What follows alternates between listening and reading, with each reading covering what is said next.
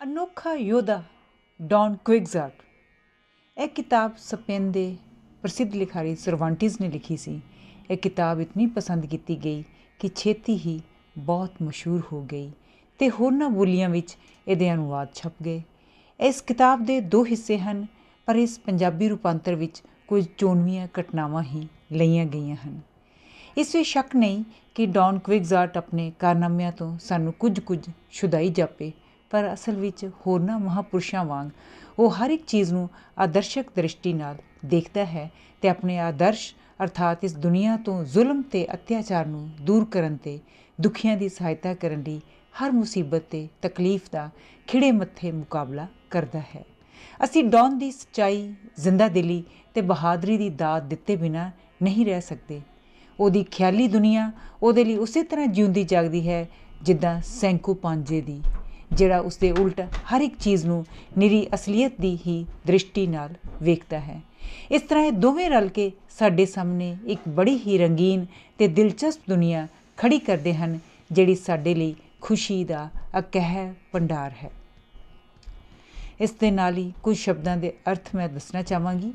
Don Spain ਦੀ ਬੋਲੀ ਵਿੱਚ ਸਾਡੀ ਬੋਲੀ ਦੇ ਸ਼੍ਰੀਮਾਨ ਸ਼ਬਦ ਦੇ ਸਮਾਨ ਹੈ। ਨਾਈਟ ਉਹ ਯੋਧਾ ਜਿਹੜਾ ਆਪਣਾ ਇਹ ਫਰਜ਼ ਸਮਝਦਾ ਸੀ ਕਿ ਆਪਣੀ ਤਲਵਾਰ ਦੀ ਤਾਕਤ ਨਾਲ ਦੁਨੀਆ ਵਿੱਚ ਹੋ ਰਹੇ ਅੱਤਿਆਚਾਰਾਂ ਨੂੰ ਮਿਟਾਏ ਅਤੇ ਦੁਖੀਆਂ ਦੀ ਸਹਾਇਤਾ ਕਰੇ। ਸਕਵਾਇਰ ਇੱਕ ਅਰਦਲੀ ਜਿਹੜਾ ਨਾਈਟ ਹਮੇਸ਼ਾ ਆਪਣੇ ਨਾਲ ਰੱਖਦੇ ਹੁੰਦੇ ਸਨ। ਡਿਊਕ ਯੂਰਪ ਵਿੱਚ ਸ਼ਾਹੀ ਖਾਨਦਾਨ ਦੇ ਆਦਮੀਆਂ ਦਾ ਰੁਤਬਾ। ਡਚੈਸ ਡਿਊਕ ਦੀ ਵਹੁਟੀ। ਸਰਵਾਂਟਿਸ ਸਪੇਨ ਦਾ ਇੱਕ ਉੱਘਾ ਲਿਖਾਰੀ ਹੋਇਆ ਹੈ। ਇਹਦਾ ਪੂਰਾ ਨਾਮ ਮਾਈਗਲ ਡੀ ਸਰਵਾਂਟਿਸ ਸਾਵੇਡਰਾ ਸੀ। ਇਸ ਦਾ ਜਨਮ 1547 ਈਸਵੀ ਵਿੱਚ ਸਪੇਨ ਦੇ ਨਗਰ ਨਿਊ ਕੈਸਟਲ ਵਿੱਚ ਹੋਇਆ। ਇਸ ਨੇ ਸਪੇਨ ਦੀਆਂ ਸਲਮਾਨਕਾ ਅਤੇ ਮੈਡਰਿਡ ਦੀਆਂ ਯੂਨੀਵਰਸਿਟੀਆਂ ਤੋਂ ਵਿੱਦਿਆ ਪ੍ਰਾਪਤ ਕੀਤੀ। ਜਦੋਂ ਇਹ 21 ਸਾਲਾਂ ਦਾ ਸੀ ਤਾਂ ਕੰਮਕਾਰ ਦੀ ਭਾਲ ਵਿੱਚ ਇਟਲੀ ਦੀ ਰਾਜਧਾਨੀ ਰੋਮ ਗਿਆ ਅਤੇ ਉੱਥੇ ਫੌਜ ਵਿੱਚ ਭਰਤੀ ਹੋ ਗਿਆ। ਇੱਕ ਲੜਾਈ ਵਿੱਚ ਇਹ ਜ਼ਖਮੀ ਹੋ ਗਿਆ ਅਤੇ ਇਹਦਾ ਖੱਬਾ ਹੱਥ ਨਕਾਰਾ ਹੋ ਗਿਆ। 28 ਸਾਲਾਂ ਦੀ ਉਮਰ ਵਿੱਚ ਇਹ ਵਾਪਸ ਸਪੇਨ ਆ ਰਿਹਾ ਸੀ ਕਿ ਰਸਤੇ ਵਿੱਚ ਹਬਸ਼ੀਆਂ ਦੇ ਹੱਥ ਗ੍ਰਿਫਤਾਰ ਹੋ ਗਿਆ ਅਤੇ ਅਲਜੀਰੀਆ ਵਿੱਚ 5 ਸਾਲ ਕੈਦ ਰਿਹਾ। ਕੈਦ ਤੋਂ ਛੁੱਟ ਕੇ ਇਹ ਵਾਪਸ ਸਪੇਨ ਆ ਗਿਆ। ਆਪਣੀ ਸ਼ਾਦੀ ਪਿੱਛੋਂ ਇਹ ਮੈਡਰਿਡ ਵਿੱਚ ਰਹਿਣ ਲੱਗ ਪਿਆ। ਇਹਦਾ ਨਾਵਲ ਡੌਨ ਕੁਇਗਜ਼ਾਰਟ ਪਹਿਲੀ ਵਾਰ 1605 ਵਿੱਚ ਛਪਿਆ। ਨਾਵਲ ਨੂੰ ਇਤਨਾ ਪਸੰਦ ਕੀਤਾ ਗਿਆ ਕਿ ਛੇਤੀ ਹੀ ਯੂਰਪ ਦੀ ਹਰ ਬੋਲੀ ਵਿੱਚ ਛਪ ਗਿਆ। ਹੁਣ ਇਹ ਦੁਨੀਆ ਦੀਆਂ ਮਸ਼ਹੂਰ ਕਿਤਾਬਾਂ ਵਿੱਚੋਂ ਇੱਕ ਹੈ। ਭਾਵੇਂ ਕਈ ਅਮੀਰ ਦੋਸਤ ਇਹਦੀ ਮਦਦ ਕਰਦੇ ਰਹਿੰਦੇ ਸਨ, ਪਰ ਫਿਰ ਵੀ ਇਹਦੀ ਆਖਰੀ ਉਮਰ ਬੜੀ ਗਰੀਬੀ ਵਿੱਚ ਕੱਟੀ। ਇਹਦੀ ਮੌਤ 23 ਅਪ੍ਰੈਲ 1616 ਨੂੰ ਠੀਕ ਉਸੇ ਦਿਨ ਹੋਈ ਜਿਸ ਦਿਨ ਅੰਗਰੇਜ਼ੀ ਦਾ ਮਹਾਨ ਕਵੀ ਸ਼ੇਕਸਪੀਅਰ ਸਵਰਗਵਾਸ ਹੋਇਆ। ਕਹਾਣੀ ਦੀ ਸ਼ੁਰੂਆਤ ਪਹਿਲੇ ਕਾਂਡ ਤੋਂ ਕਰਦੇ ਹਾਂ। ਕੋਈ 300 ਜਾਂ 400 ਸਾਲ ਹੋਏ ਸਪੇਨ ਦੇ ਲਾ ਮਾਂਚਾ ਨਾਮੀ ਇੱਕ ਪਿੰਡ ਵਿੱਚ 50 ਕੁ ਸਾਲਾਂ ਦਾ ਇੱਕ ਜੱਟ ਜ਼ਿਮੀਂਦਾਰ ਰਹਿੰਦਾ ਸੀ। ਉਸ ਦਾ ਨਾਂ ਕੁਇਗਜ਼ਾਰਟ ਸੀ। ਪਿੰਡ ਵਿੱਚ ਉਹਦਾ ਇੱਕ ਮਕਾਨ ਅਤੇ ਕੁਝ ਹੋਰ ਜਾਇਦਾਦ ਸੀ। ਉਹਦੇ ਨਾਲ ਉਹਦੀ ਭਤੀਜੀ ਰਹਿੰਦੀ ਸੀ ਜੋ ਉਹਦੇ ਘਰ ਦਾ ਸਾਰਾ ਕੰਮਕਾਰ ਸੰਭਾਲਦੀ ਸੀ। ਇੱਕ ਹੋਰ ਨੌਕਰ ਵੀ ਸੀ ਜਿਹੜਾ ਉਹਦੀਆਂ ਪੈਲੀਆਂ ਅਤੇ ਬੁੱਢੇ ਘੋੜੇ ਦੀ ਦੇਖਭਾਲ ਕਰਦਾ ਸੀ। ਘੋੜੇ ਵੱਲੋਂ ਕੁਇਗਜ਼ਾਰਟ ਦਾ ਖਿਆਲ ਸੀ ਕਿ ਉਸ ਵਰਗਾ ਸੋਹਣਾ ਅਤੇ ਤਕੜਾ ਪਸ਼ੂ ਘੱਟ ਹੀ ਹੋਇਆ ਹੈ, ਪਰ ਅਸਲ ਵਿੱਚ ਇਹ ਆਪਣੇ ਮਾਲਕ ਕੁਇਗਜ਼ਾਰਟ ਵਾਂਗ ਬੜਾ ਹੀ ਦੁਬਲਾ ਪਤਲਾ ਸੀ। ਇੱਥੋਂ ਤੱਕ ਕਿ ਉਹਦੀ ਖੱਲ ਸੁੰਗੜ ਕੇ ਹੱਡੀਆਂ ਦੇ ਨਾਲ ਜੁੜੀ ਹੋਈ ਸੀ ਅਤੇ ਵੱਖੀਆਂ ਵਿੱਚ ਵੜੀਆਂ ਹੋਈਆਂ ਸਨ। ਡੌਨ ਕੁਇਗਜ਼ਾਰਟ ਦੁਨੀਆ ਦੇ ਝਮੇਲਿਆਂ ਤੋਂ ਆਜ਼ਾਦ ਸੀ। ਰੱਬ ਦੀ ਦਇਆ ਨਾਲ ਉਸ ਕੋਲ ਖਾਣ ਪੀਣ ਲਈ ਸਭ ਕੁਝ ਸੀ। ਉਹ ਆਪਣਾ ਸਾਰਾ ਸਮਾਂ ਪੁਰਾਣੇ ਯੋਧਿਆਂ ਦੇ ਕਾਰਨਾਮੇ, ਜਿਨ੍ਹਾਂ ਭੂਤਾਂ ਦੀਆਂ ਕਹਾਣੀਆਂ ਜਾਂ ਉਹਨਾਂ ਸੁੰਦਰੀਆਂ ਦੇ ਕਿੱਸੇ ਪੜ੍ਹ ਕੇ ਗੁਜ਼ਾਰਾ ਕਰਦਾ ਸੀ ਜਿਨ੍ਹਾਂ ਨੂੰ ਜਾਦੂਗਰਾਂ ਨੇ ਜਾਦੂ ਦੇ ਜ਼ੋਰ ਨਾਲ ਬੰਦ ਮਹਿਲਾਂ ਵਿੱਚ ਕੈਦ ਕੀਤਾ ਹੋਇਆ ਸੀ।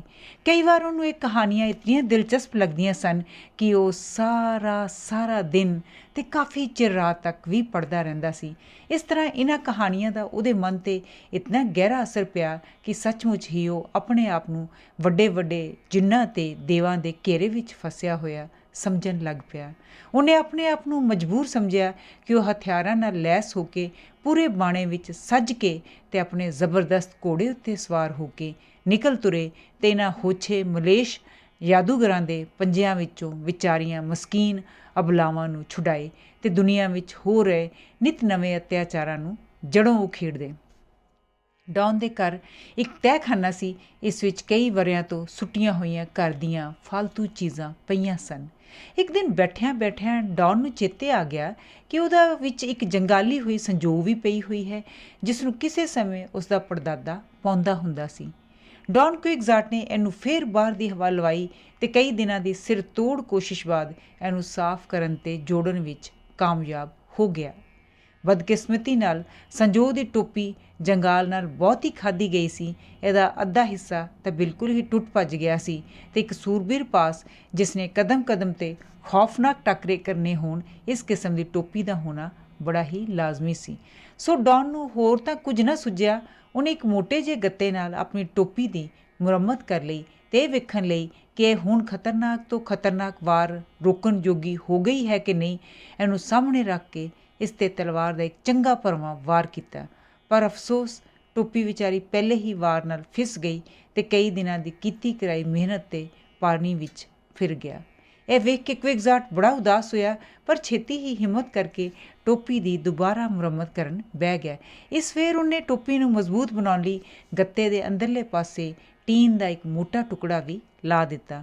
ਹੁਣ ਵੇਖਣ ਨੂੰ ਟੋਪੀ ਇਤਨੀ ਮਜ਼ਬੂਤ ਦਿਸਣ ਲੱਗ ਪਈ ਕਿ ਉਹਨੇ ਪਹਿਲਾਂ ਵਾਂਗ ਤਲਵਾਰ ਦੇ ਵਾਰ ਨਾਲ ਇਹਨੂੰ ਅਜ਼ਮਾਉਣ ਦੀ ਕੋਈ ਲੋੜ ਨਾ ਸਮਝੀ। ਹੁਣ ਸੰਜੋ ਤਾਂ ਤਿਆਰ ਹੋ ਗਈ, ਪਰ ਉਹਨੂੰ ਯਾਦ ਆ ਗਿਆ ਕਿ ਉਹਨੇ ਹਾਲੀ ਤੱਕ ਆਪਣੇ ਘੋੜੇ ਦਾ ਤਾਂ ਨਾਂ ਹੀ ਨਹੀਂ ਰੱਖਿਆ, ਕਿਉਂਕਿ ਰੀਤ ਅਨੁਸਾਰ ਹਰ ਇੱਕ ਨਾਈਟ ਦੇ ਘੋੜੇ ਦਾ ਕੋਈ ਸੋਹਣਾ ਜਿਹਾ ਨਾਂ ਹੋਣਾ ਜ਼ਰੂਰੀ ਸੀ। ਸੋ ਇਸ ਗੱਲ ਦਾ ਚੇਤੇ ਆਉਂਦੇ ਹੀ ਉਹ ਆਪਣੇ ਘੋੜੇ ਦਾ ਨਾਂ ਲੱਭਣ ਵਿੱਚ ਰੁੱਝ ਗਿਆ ਅਤੇ 4-5 ਦਿਨਾਂ ਦੀ ਡੂੰਘੀ ਸੋਚ ਵਿਚਾਰ ਮਗਰੋਂ ਉਹਨੇ ਘੋੜੇ ਦਾ ਨਾਂ ਰੋਜ਼ੀਨਾਂਟੇ ਚੁਣਿਆ। ਇਹ ਨਾਂ ਸਾਰਿਆਂ ਨੇ ਬੜਾ ਸਲਾਹਿਆ, ਕਿਉਂਕਿ ਇਹ ਉਸਦੇ ਬੁੱਢੇ ਘੋੜੇ ਦੇ ਸਾਰੇ ਗੁਣਾਂ ਦਾ ਨਿਚੋੜ ਸੀ ਅਤੇ ਉਸਨੂੰ ਬੜਾ ਹੀ ਢੁੱਕਦਾ ਸੀ। ਫਿਰ ਆਪਣਾ ਨਾਂ ਰੋਹਬਦਾਰ ਬਣਾਉਣ ਵਾਲੀ ਉਹਨੇ 8ਵਾਂ ਦਿਨਾਂ ਦੀ ਸਿਰ ਖਪਾਈ ਪਿੱਛੋਂ ਇਹ ਫੈਸਲਾ ਕੀਤਾ ਕਿ ਉਹ ਆਪਣੇ ਪਿੰਡ ਦਾ ਨਾਂ ਨਾਲ ਜੋੜ ਕੇ ਆਪਣਾ ਨਾਂ ਡੌਨ ਕੁਇਗਜ਼ਾਟ ਡੀ ਲਾ ਮਾਂਚਾ ਰੱਖ ਲਵੇ। ਹਰ ਇੱਕ ਨਾਈਟ ਕਿਸੇ ਨਾ ਕਿਸੇ ਸੁੰਦਰੀ ਦਾ ਸੱਚਾ ਉਪਾਸ਼ਕ ਹੁੰਦਾ ਸੀ, ਜਿਸ ਨੂੰ ਉਹ ਆਪਣੇ ਦਿਲ ਦੀ ਰਾਣੀ ਮੰਨਦਾ ਸੀ। ਉਹਦੀਆਂ ਨਜ਼ਰਾਂ ਵਿੱਚ ਉਹਦੀ ਸਾਰੀ ਦੁਨੀਆ ਦੀਆਂ ਸੁੰਦਰੀਆਂ ਕੋਲੋਂ ਹਰ ਇੱਕ ਗੁਣ ਵਿੱਚ ਉੱਚੀ ਹੁੰਦੀ ਸੀ, ਅਤੇ ਜੇ ਇਹ ਗੱਲ ਕਹਿਣ ਦੀ ਗੁਸਤਾਖੀ ਕਰ ਬੈਠਦਾ ਕਿ ਉਹ ਉਹਦੀ ਪਿਆਰੀ ਦੁਨੀਆ ਦੀਆਂ ਸੁੰਦਰੀਆਂ ਕੋਲੋਂ ਸੋਹਣੀ ਨਹੀਂ, ਤਾਂ ਉਹ ਨਾਈਟ ਆਪਣਾ ਇਹ ਫਰਜ਼ ਸਮਝਦਾ ਸੀ ਕਿ ਆਪਣੀ ਪੂਰੀ ਤਾਕਤ ਨਾਲ ਉਸ ਗੁਸਤਾਖ ਦੀ ਗਲਤ ਫਹਿਮੀ ਦੂਰ ਕਰੇ ਅਤੇ ਉਸ ਤੋਂ ਇਸ ਭੁੱਲ ਅਤੇ ਬੇਅਦਬੀ ਦੀ ਮੁਆਫੀ ਮੰਗਵਾਏ। ਸੋ ਇਹ ਜ਼ਰੂਰੀ ਸੀ ਕਿ ਡੌਨ ਕੁਇਗਜ਼ਾਟ ਵੀ ਕਿਸੇ ਨਾ ਕਿਸੇ ਸੁੰਦਰੀ ਨੂੰ ਆਪਣੇ ਦਿਲ ਦੀ ਰਾਣੀ ਬਣਾਏ। ਡੌਨ ਨੂੰ ਅਚਾਨਕ ਯਾਦ ਆ ਗਿਆ ਕਿ ਲਾ ਮਾਂਚਾ ਦੇ ਲਾਗੇ ਦੇ ਪਿੰਡ ਵਿੱਚ ਇੱਕ ਮੁਟਿਆਰ ਰਹਿੰਦੀ ਹੁੰਦੀ ਸੀ, ਜਿਸ ਨੂੰ ਵੇਖ ਕੇ ਜਵਾਨੀ ਦੇ ਮਸਤ ਜ਼ਮਾਨੇ ਵਿੱਚ ਡੌਨ ਦੇ ਦਿਲ ਦੀ ਧੜਕਣ ਕੁਝ ਤੇਜ਼ ਹੋ ਜਾਂਦੀ ਸੀ ਅਤੇ ਜਿਸ ਦੀ ਯਾਦ ਵਿੱਚ ਉਹ ਕਈ ਘੰਟੇ ਡੁੱਬਾ ਰਹਿੰਦਾ ਸੀ। ਹੁਣ ਫਿਰ ਬਸੰਤ ਦੇ ਫੁੱਲਾਂ ਵਾਂਗ ਉਹਦੀ ਯਾਦ ਤਾਜ਼ੀ ਹੋ ਗਈ ਅਤੇ ਡੌਨ ਨੇ ਇਸ ਨਵੀਂ ਜ਼ਰੂਰਤ ਨੂੰ ਮੁੱਖ ਰੱਖਦਿਆਂ ਹੋਇਆਂ ਉਹਨੂੰ ਹੀ ਆਪਣੇ ਦਿਲ ਦੇ ਸੁਨਹਿਰੀ ਤਖਤ 'ਤੇ ਸਜਾ ਦਿੱਤਾ। ਇਸ ਤੋਂ ਚੰਗਾ ਹੋਰ ਹੋ ਵੀ ਕੌਣ ਸਕਦਾ ਸੀ, ਜਿਸ ਕੋਲ ਉਹ ਆਪਣੇ ਤੋਂ ਹਾਰੇ ਹੋਏ ਨਾਈਟਾਂ ਅਤੇ ਦੈਂਤਾਂ ਨੂੰ ਸਿਰ ਨਿਵਾਉਣ ਲਈ ਘੱਲਦਾ। ਪਰ ਉਹਦਾ ਨਾਂ ਐਲਡੋਂਜ਼ਾ ਲੋਰੈਂਜ਼ੋ ਉਚਾਰਨ ਵਿੱਚ ਉੱਚੇ ਘਰਾਣੇ ਦਾ ਨਾਂ ਨਹੀਂ ਸੀ ਲੱਗਦਾ। ਇਸ ਕਰਕੇ ਬੜੀ ਛਾਨਬੀਨ ਪਿੱਛੋਂ ਉਹਨੇ ਉਸਦਾ ਨਾਂ ਡਲਸੀਨੀਆ ਡਿਲ ਟਾਬੋਸੋ ਰੱਖ ਲਿਆ। ਦੁਨੀਆ ਵਿੱਚ ਇਸ ਤੋਂ ਪਿਆਰਾ ਨਾਂ ਕਿਸੇ ਵੀ ਸੁੰਦਰੀ ਦਾ ਨਹੀਂ ਸੀ ਹੋ ਸਕਦਾ। ਇਸ ਤਰ੍ਹਾਂ ਸਭ ਤਿਆਰੀ ਕਰਕੇ ਇੱਕ ਦਿਨ ਡੌਨ ਮੂੰਹ ਹਨੇਰੇ ਹੀ ਉੱਠ ਬੈਠਾ ਅਤੇ ਚੁੱਪ-ਚਪੀਤੇ ਰੋਜ਼ੀਨਾਂਟੇ ਅਤੇ ਕਾਠੀ ਪਾ ਕੇ ਇਹ ਬੀਰਤਾ ਦਾ ਸੋਮਾ, ਜਿਸ ਦਾ ਦਿਲ ਯੁੱਧ ਵਿੱਚ ਆਪਣੇ ਕਾਰਨਾਮੇ ਵਿਖਾਉਣ ਲਈ ਉਛਾਲੇ ਮਾਰ ਰਿਹਾ ਸੀ, ਸੰਜੋ ਸਜਾ ਕੇ ਢਾਲ ਤਲਵਾਰ ਅਤੇ ਨੇਜ਼ੇ ਨਾਲ ਲੈਸ ਹੋ ਕੇ ਅਤੇ ਘੋੜੇ ਨੂੰ ਥਾਪੀ ਦਿੰਦਾ ਹੋਇਆ ਘਰੋਂ ਨਿਕਲ ਤੁਰਿਆ। ਇਹ ਗੱਲ ਉਹਨੇ ਪੱਕੀ ਤਰ੍ਹਾਂ ਪੱਲੇ ਬੰਨ੍ਹ ਲਈ ਕਿ ਉਹ ਆਪਣੀ ਬੀਰਤਾ ਦੇ ਚਾਨਣ ਨਾਲ ਇਸ ਦੁਨੀਆ ਵਿੱਚੋਂ ਜ਼ੁਲਮ ਅਤੇ ਅਤਿਆਚਾਰ ਦੇ ਵੱਧ ਰਹੇ ਹਨੇਰੇ ਨੂੰ ਦੂਰ ਕਰਕੇ ਹੀ ਸਾਹ ਲਵੇਗਾ। ਪਰ ਅਜੇ ਥੋੜ੍ਹੀ ਦੂਰ ਹੀ ਗਿਆ ਸੀ ਕਿ ਇੱਕ ਖਿਆਲ ਨਾਲ ਉਹ ਤਰਬਕ ਪਿਆ। ਉਹ ਇਹ ਸੀ ਕਿ ਰੀਤ ਅਨੁਸਾਰ ਜਿੰਨਾ ਚਿਰ ਤੱਕ ਉਹ ਨਾਈਟ ਨਾ ਸੱਜਿਆ ਹੋਵੇ, ਉਹ ਕਿਸੇ ਦੂਜੇ ਨਾਈਟ ਨਾਲ ਟਾਕਰਾ ਕਰਨ ਦਾ ਹੱਕਦਾਰ ਨਹੀਂ ਹੋ ਸਕਦਾ। ਨਾਲੇ ਉਹਨੇ ਆਪਣੀਆਂ ਕਿਤਾਬਾਂ ਵਿੱਚ ਪੜ੍ਹਿਆ ਹੋਇਆ ਸੀ ਕਿ ਜਿੰਨਾ ਚਿਰ ਤੱਕ ਇੱਕ ਨਾਈਟ ਨੇ ਕੋਈ ਬਹਾਦਰੀ ਦਾ ਕਾਰਨਾਮਾ ਨਾ ਕੀਤਾ ਹੋਵੇ, ਉਹ ਸਿਵਾਏ ਚਿੱਟੇ ਰੰਗ ਦੀ ਸੰਜੋਗ ਦੇ ਕਿਸੇ ਹੋਰ ਰੰਗ ਦੀ ਸੰਜੋਗ ਨਹੀਂ ਸੀ ਪਾ ਸਕਦਾ ਅਤੇ ਨਾ ਹੀ ਆਪਣੀ ਢਾਲ ਉੱਤੇ ਬੀਰਤਾ ਦਾ ਕੋਈ ਚਿੰਨ੍ਹ ਬਣਵਾ ਸਕਦਾ ਸੀ। ਇਸ ਖਿਆਲ ਨੇ ਉਹਨੂੰ ਇਤਨਾ ਪਰੇਸ਼ਾਨ ਕਰ ਦਿੱਤਾ ਕਿ ਉਹਨੇ ਨਿਰਾਸ਼ ਹੋ ਕੇ ਵਾਪਸ ਘਰ ਮੁੜ ਜਾਣਾ ਹੀ ਮੁਨਾਸਬ ਸਮਝਿਆ। ਐਨ ਇਸੇ ਵੇਲੇ ਉਸਨੂੰ ਇਹ ਵੀ ਯਾਦ ਆ ਗਿਆ ਕਿ ਬੀਰਤਾ ਦੇ ਸੋਮੇ ਜੇ ਇੱਕ ਵਾਰ ਕਮਰ ਕੱਸੇ ਕਰ ਲੈਣ ਤਾਂ ਫਿਰ ਉਹ ਮੋੜੇ ਨਹੀਂ ਮੁੜਦੇ, ਬਲਕਿ ਕਿਸੇ ਵੀ ਰਾਹੀ ਦੀ ਮਦਦ ਨਾਲ ਨਾਈਟ ਸੱਜ ਸਕਦੇ ਹਨ। ਸੰਜੋ ਦੇ ਰੰਗ ਵੱਲੋਂ ਉਹਨੇ ਇਹ ਫੈਸਲਾ ਲਿਆ ਕਿ ਇਹਨੂੰ ਚੰਗੀ ਤਰ੍ਹਾਂ ਲਿਸ਼ਕਾ ਕੇ ਚਿੱਟਾ ਕਰ ਲਿਆ ਜਾਏ। ਇਹ ਸੋਚ ਕੇ ਉਹਨੇ ਰੋਜ਼ੀਨਾਂਟੇ ਦੇ ਹੱਥ ਆਪਣੀ ਕਿਸਮਤ ਦਾ ਪੱਲਾ ਫੜਾ ਦਿੱਤਾ ਅਤੇ ਖੁੱਲ੍ਹ ਦੇ ਦਿੱਤੀ ਕਿ ਜਿਸ ਰਾਹੇ ਉਹਦਾ ਜੀ ਚਾਹੇ ਉਸ ਨੂੰ ਲੈ ਚੱਲੇ, ਕਿਉਂਕਿ ਉਹਦੇ ਵਿਚਾਰ ਵਿੱਚ ਉਹੀ ਸਭ ਤੋਂ ਉੱਤਮ ਰਾਹ ਸੀ ਜਿਸ 'ਤੇ ਉਹਨੂੰ ਆਪਣੀ ਬੀਰਤਾ ਦੇ ਜ਼ੋਹਰ ਵਿਖਾਉਣ ਦਾ ਮੌਕਾ ਮਿਲ ਸਕਦਾ ਸੀ। ਕਾਂਡ ਦੂਜਾ। ਇਸ ਤਰ੍ਹਾਂ ਤੁਰਦੇ ਤੁਰਦੇ ਸਾਰਾ ਦਿਨ ਲੰਘ ਗਿਆ, ਪਰ ਉਸਨੂੰ ਕਿਧਰੇ ਵੀ ਕੋਈ ਮੌਕਾ ਹੱਥ ਨਾ ਲੱਗਾ ਜਿੱਥੇ ਉਹ ਆਪਣੀ ਠਾਠਾਂ ਮਾਰਦੀ ਬੀਰਤਾ ਦਾ ਜੌਹਰ ਕੋਈ ਦਿਖਾ ਸਕੇ। ਆਖਰ ਸ਼ਾਮ ਪੈ ਗਈ। ਸਾਰੇ ਦਿਨ ਦੇ ਸਫ਼ਰ ਦੀ ਥਕਾਵਟ ਨੇ ਦੋਹਾਂ ਨੂੰ ਚੂਰ ਕਰ ਦਿੱਤਾ। ਡਾਨ ਸੋਚਣ ਲੱਗਾ ਕੋਈ ਥਾਂ ਟਿਕਾਣਾ ਮਿਲ ਜਾਏ ਜਿੱਥੇ ਉਹ ਦੋਵੇਂ ਰਾਤ ਗੁਜ਼ਾਰ ਸਕਣ। ਇਤਨੇ ਵਿੱਚ ਉਹਨੂੰ ਦੂਰ ਇੱਕ ਸਰਾਂ ਨਜ਼ਰ ਪਈ।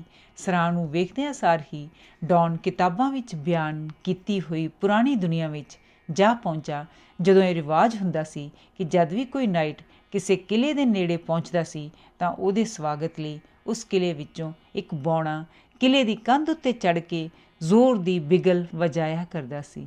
ਡਾਨ ਨੇ ਉਸ ਸਰਾਂ ਨੂੰ ਬੜਾ ਭਾਰੀ ਕਿਲ੍ਹਾ ਸਮਝਿਆ ਅਤੇ ਉਸ ਤੋਂ ਕੁਝ ਦੂਰ ਹੀ ਰੁਕ ਗਿਆ ਅਤੇ ਉਡੀਕਣ ਲੱਗਾ ਕਿ ਕੋਈ ਬੌਣਾ ਨਿਕਲੇ ਅਤੇ ਬਿਗਲ ਵਜਾ ਕੇ ਉਸਦਾ ਸਵਾਗਤ ਕਰੇ।